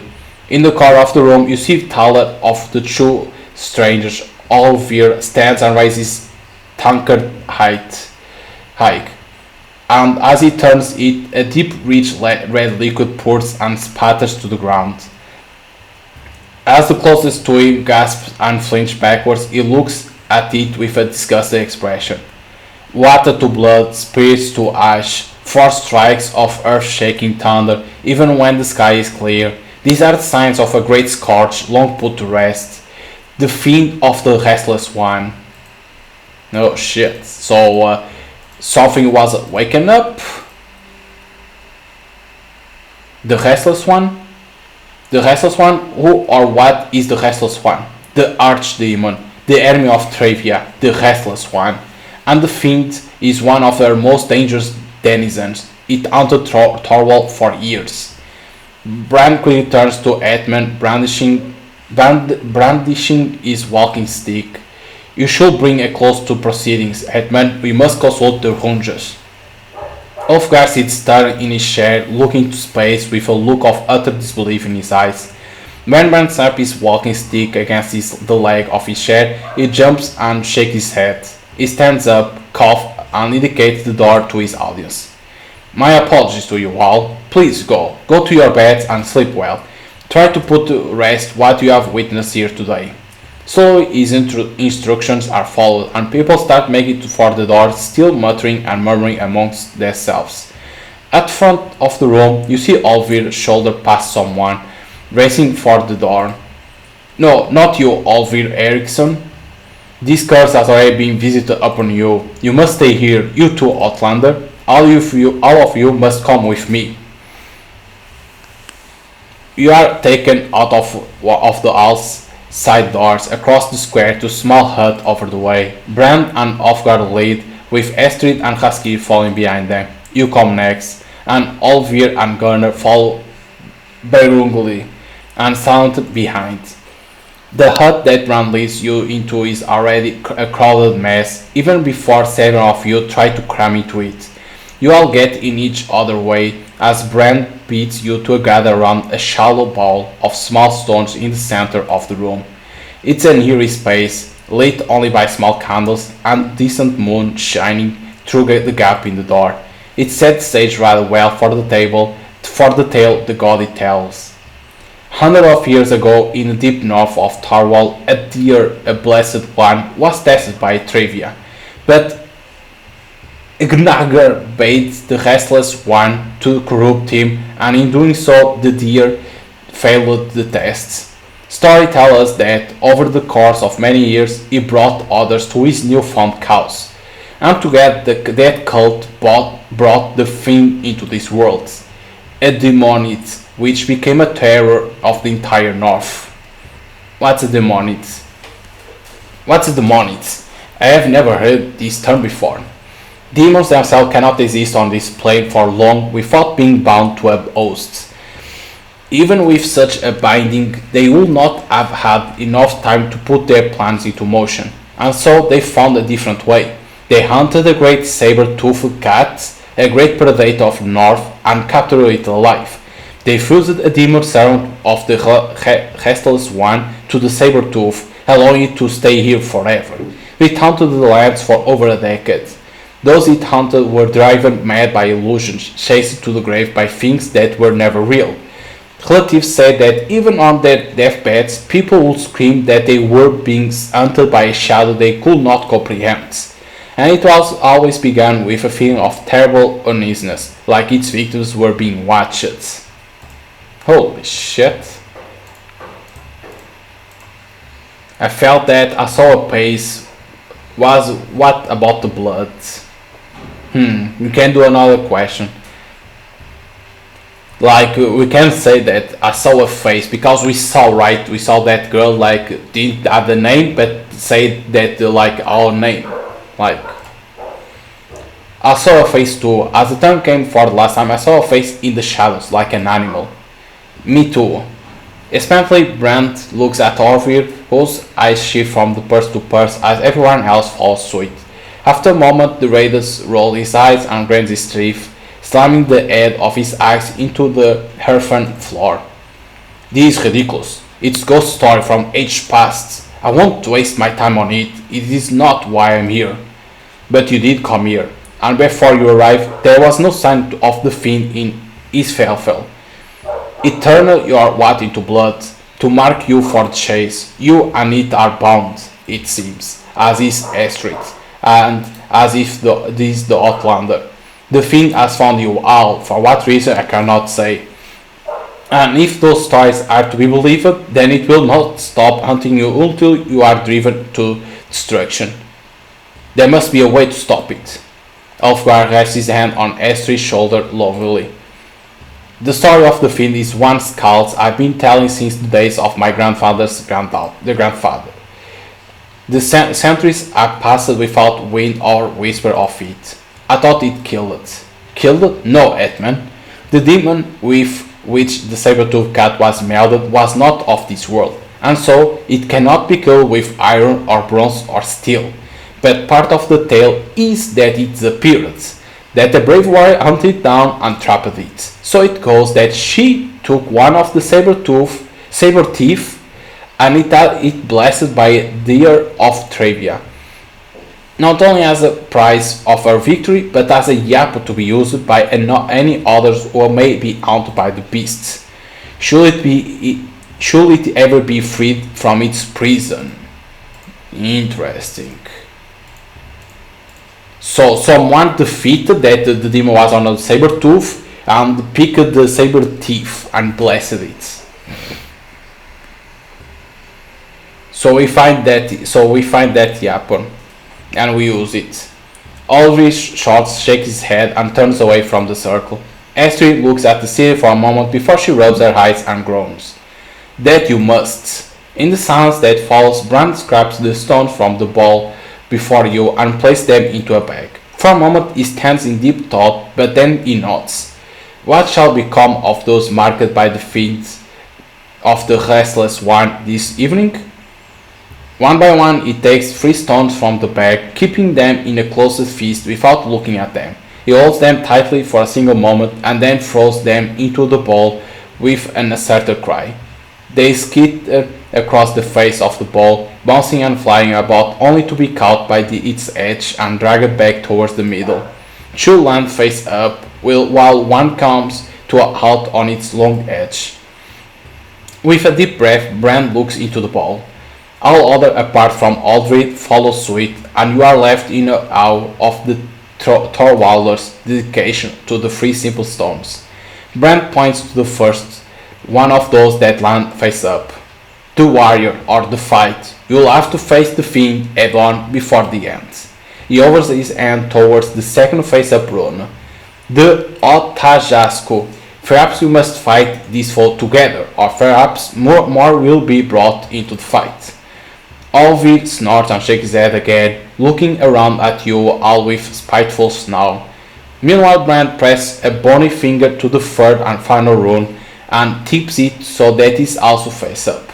He tilts his neck up to Orville, who is pacing in a small steps near the door, tapping his fingers against his arm. Downfall. On its side, as it was, this may yet not occur. Perhaps you will fail.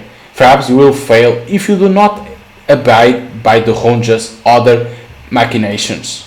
Perhaps it is the thing that shall fall. This is still uncertain. And you believe this? And you believe all of this? The Huns are a glimpse at the Hunja's will, Outlander. They are not to be disbelieved, only interpreted. His expressionless face tells you the rest of what you need to know. He accepts every word of it to be true. Finally, Astrid sighs, nods her head, and gently takes Ulfgar's hand from her shoulder. Very well, we know what we must do. Astrid, you are not to lead Isafell when I'm gone. I cannot lead Isafell if I'm driven mad by this creature.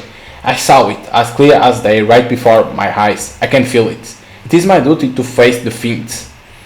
The hetman's brow furrows in angst and drunkenness. He is visible, torn, and unable to speak. The Huns have spoken, and the stories are clear, Ulfgar. Should they fail, then they will likely all be driven to destruction, and perhaps the fiend will come for us next. But if they do not even try, I doubt there is any hope at all. The hetman does not react. He is breathing heavily, and his hands are shaking. What kind of hetman will I be, father, if I did not do everything I can to protect my people from a threat like this? Whether I succeed or fail, I must try. The hetman groans and turns back to Bran. The old man only stares back at him motionless.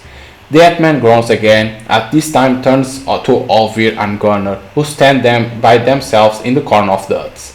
Will you also see this through to the end? Olvir looks unimpressed, his eyes flicking from person to person as he stumbles over a response. Finally he looks at Gunnar, but his colleague can only shrug. With a growl and a dark look, Olvir waves his hand dismissively, turning away from you all again. You are still observing the raider when the hetman grabs you violently by the shoulders and pulls you towards him. He looks you straight in the eyes as he breathes hot, alcoholic breaths into your face. You are not a one of us, Outlander, not from Isafell, not from Thorwald. You are not bound by our oaths, nor by our traditions. But I ask you now, no matter what happens, bring my daughter home. Before you say anything, you slowly and carefully pull the hetman's hands from your shoulders and step back. It doesn't give you any time to process anything that has been said since the attack, but you know that he expects a response. So he wants us to bring his daughter safe to home, of course. I'll go with them, but after what has happened this evening, I don't think any of us can say what will come next. I can't make any promise. The hetman stares at you as he tries to gauge your words. Your own mind is racing too, and straight away you are unsure as to why you said it.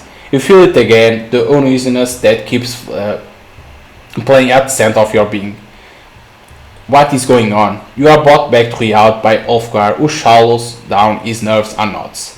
Where is this happen, Brand? What do the stories say of it? Very little, as my memory serves.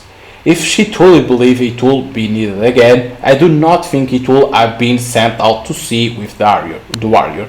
But what happened to it, I do not know. The story says she was from Ijalsingor. If she died there, perhaps they know what became of it. Okay, so the first warrior that killed the demon, died in that place, and then she was like, because these, like, you can see these, like, from that how you call Nordic, that then when someone dies they throw the corpse to the water, right, and then they shoot a flame arrow to that and burn the corpse, but it seems that the body didn't have the weapon, so the weapon needs to be in that place or near that place.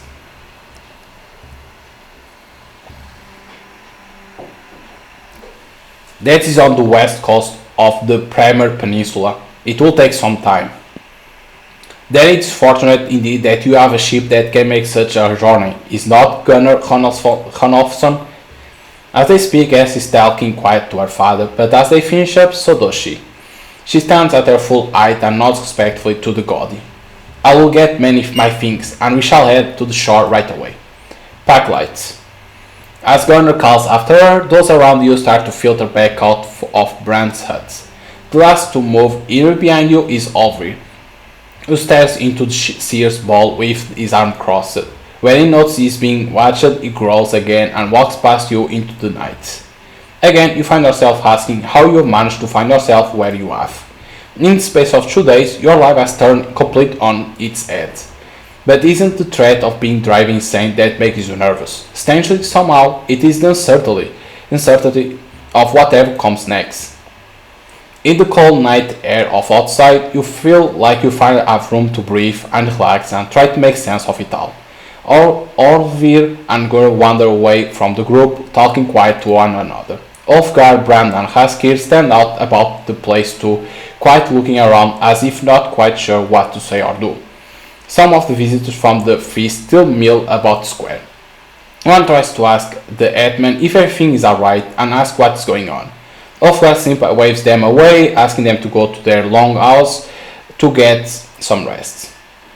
Godi. You hear Gunnar pipe up, then see him walk briskly towards where Brand stands. Are you certain that all of this is necessary? Can this creature follow us across oceans? Must we really take the Hetman's daughter on this trade with us? Necessary? No. But if the stories are to be believed, then there is no running from this. Which may also answer your second question. As for the third, no. You do not have to take them with you, but the Rangers have told us that it may be your only chance. And the Hetman will not respond kindly to you, dooming his child to die. Overhearing all of this fills you with a new kind of nervousness that makes you regret all the more your words to the Hetman. As Gunnar and Olvir turn back to their own company, you look at the others you will now leave behind. If you are going to garner any assistance from them, you should probably do it now. So Haskir will not be with us, it seems. Brent. On everyone's breath, the god seems the most at peace. The gods watch you close, Outlander. You must be careful now. Tell me more about the fiend, yes. What else can you tell me about the fiend? Only that you will likely never face a number the likes of it again.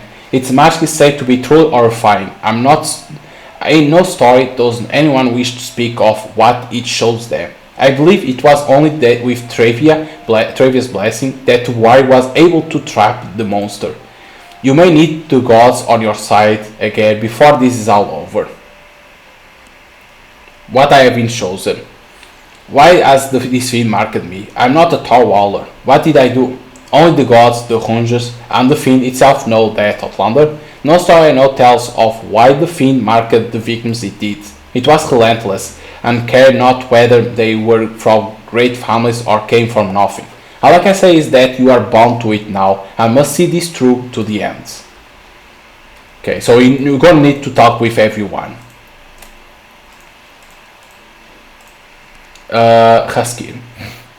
Gracie is standing in quiet contemplation, looking at skies with a disappointed look on his face. Are you alright? He sighs, shrugs, and looks at you, wiping the disappointment from his face. It sounds as though you have a quiet adventure ahead of you, Outlander, a mighty chance to prove yourself to the gods, even if you are not a Thorwaller. I'm sure they will be watching this closely. How would you prepare? Yes. How will you prepare for such a thing, Raskill? Raskill laughs. After a moment of thought, he simply shrugs. Even if there was any sense in preparation, I do not know how you can for such a task. This is the fiend of the restless one. At best, I will honor the gods so that if I die, I might be accepted by Swafnir's side. But whether you live or die on this quest is already known, and no amount of preparation will change that. What do you mean? What do you mean a chance to prove myself? Haskir gives you a smile. Thorwalders believe that after death the greatest of us are sent to Swafnir's side. We stand by him in the never-ending fight against Gurannag. Like so hard to say that name. But only through living honorable lives which prove our strength and our courage can this happen. You and Astrid will impress them greatly if you manage to come out of this alive. It will be something to be very proud of. What do your father mean? Your father said I am not bound by your oaths and traditions before he asked me to help Astrid. Why is that important? Thorwallers believe in fate, Outlander. The Rangers know what will happen to each and every one of us, hundreds of years before we are even born. That means you and Astrid were always meant to fight these fiends. But you are not a Thorwaller, and my father knows that means you might not be as bound to fight it as she is. Perhaps he thought that you will forsake your own fate, but he does not wish you to forsake Astrid. Goodbye, Husky, and good luck. This makes him chuckle and he grips you on the shoulder tightly. I'm not the one in need of luck, Outlander. Good hunting. Conversation interrupted as Astrid walks back out of the hall. She pinned back her hair, carries a shield on her back and her sword by her side. Can we go? Yes. Alfred hugs her tight and says a few private words in her ear before she turns to say goodbye to her brother. Her breath is a little shaky as she joins you, and together you walk towards where Orville and Gurner stand. May the gods favor you on this quest, one and all. Good hunting. Chapter The Keen Wolf. My voice. Orville and Gurner seem in a hurry to get back to the beach, leaving you and Esther in their wake. There is no trace of any storm that could have caused the thunder you felt in the howl. In fact, the world feels strangely the same as it always has. In some long hours, people are still up and about, and those who were at the feast still make their way home. But overall, it is calm and quiet, and the stars in the night sky twinkle to reflect that peace. Try as you might, you can't match it, and from the grim expression Esther wears on her face, neither can she.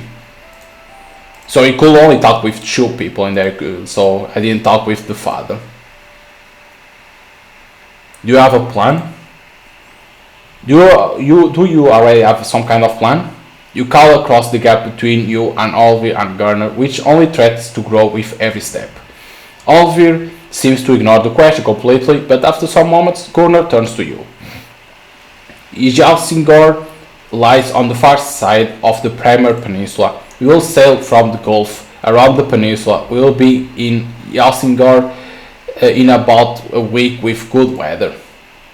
And after that, Gurner has already turned away and doesn't reply to the question, though you see him look at Orville again. Conversation dies down after that.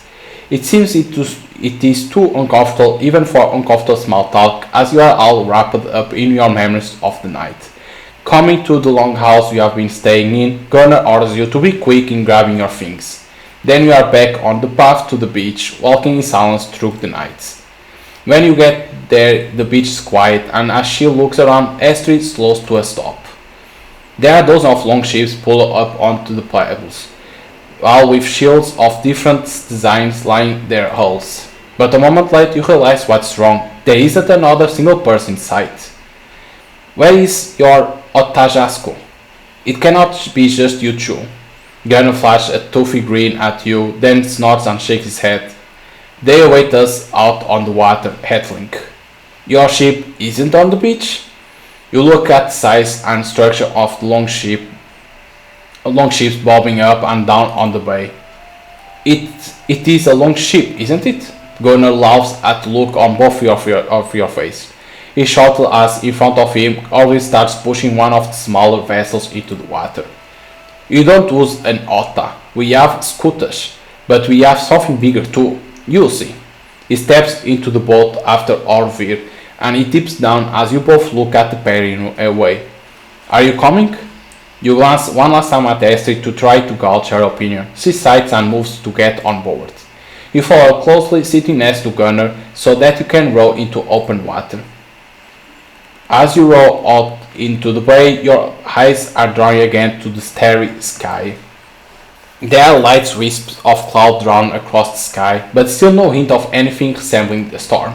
It's been many years since you have had to row any kind of boat, and you have never rowed a toweling ship.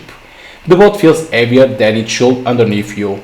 It is meant to be controlled by at least double of the number of people you have. But again, you keep your breathing steady, and the breathing action makes it easier to keep focus. You find a point on the back of his head that you can stare at blankly as you push yourself back and forth. You can hear his breathing, the heaviest and most elaborate of any of you on the ship. At several points, Astrid looks across to him, and between strokes you notice the slightly concerned look on her face, but she doesn't say anything. In fact, no one speaks at all, for the entire journey, and that helps drag the time out like the ocean before you. It feels like it must have been at least an hour when you hear a shrill whistle behind you. You turn straight away, and your eyes are drawn to small but bright torches that move around in the darkness ahead. Then you hear voices call, and you realize you are quickly approaching a bigger ship awaiting you in the water.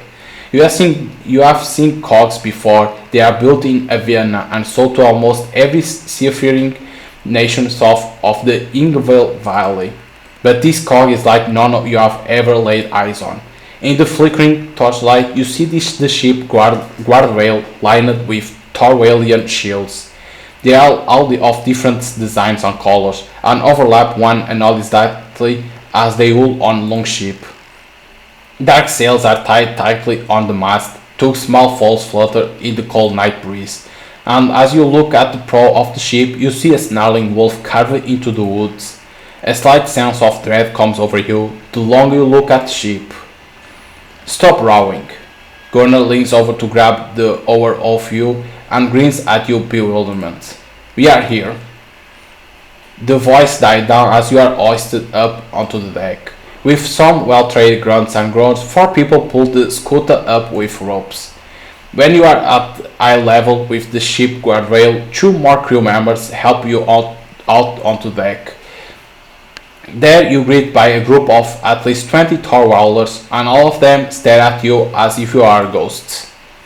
As Ash jumps onto the deck next to you, those who help you up draw backwards carefully. Eyes narrow and brows furrow. 1 or 2 of the group even tighten their grip on axes and swords. Well met.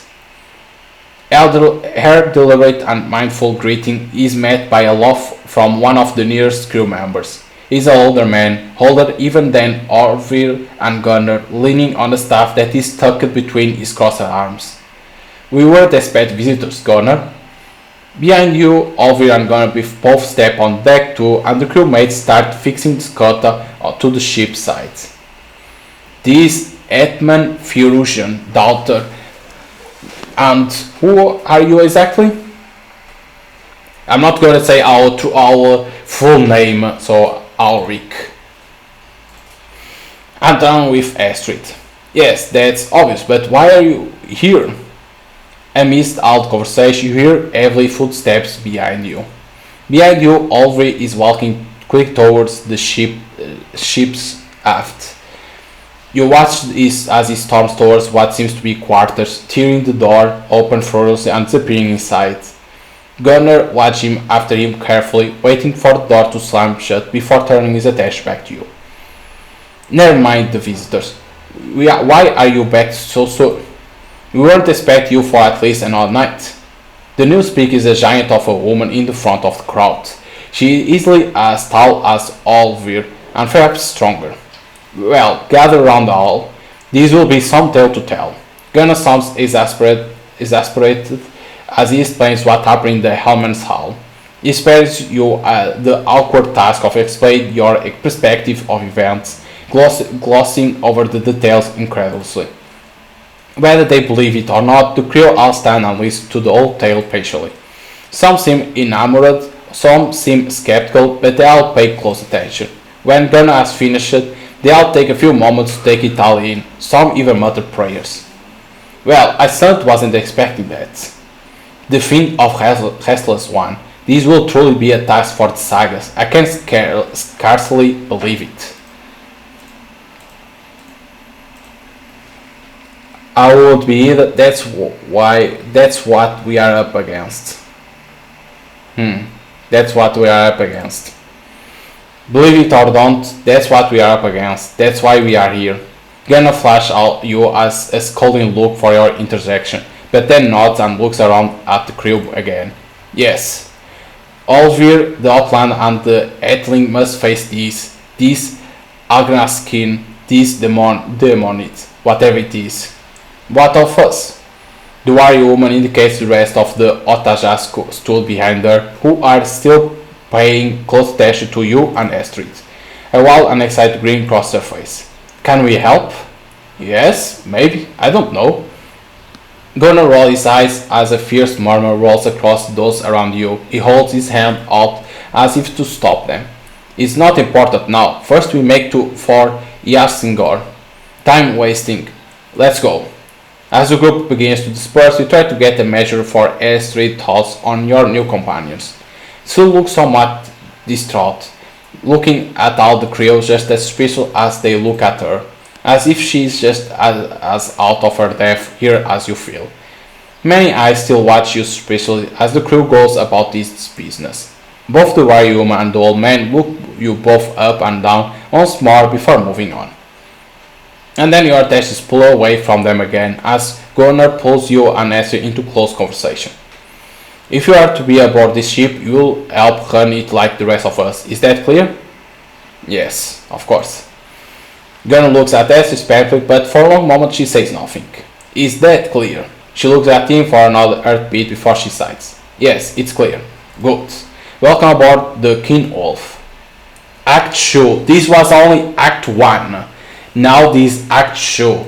You can see that it's gonna be a long game. Like, I think, I don't know if it was the devs that say on Steam forums that if you don't read, only pass right, only mash the button and do the choice, of course that will be short, right, because you are not even read, but the purpose of the game is for you to read the story.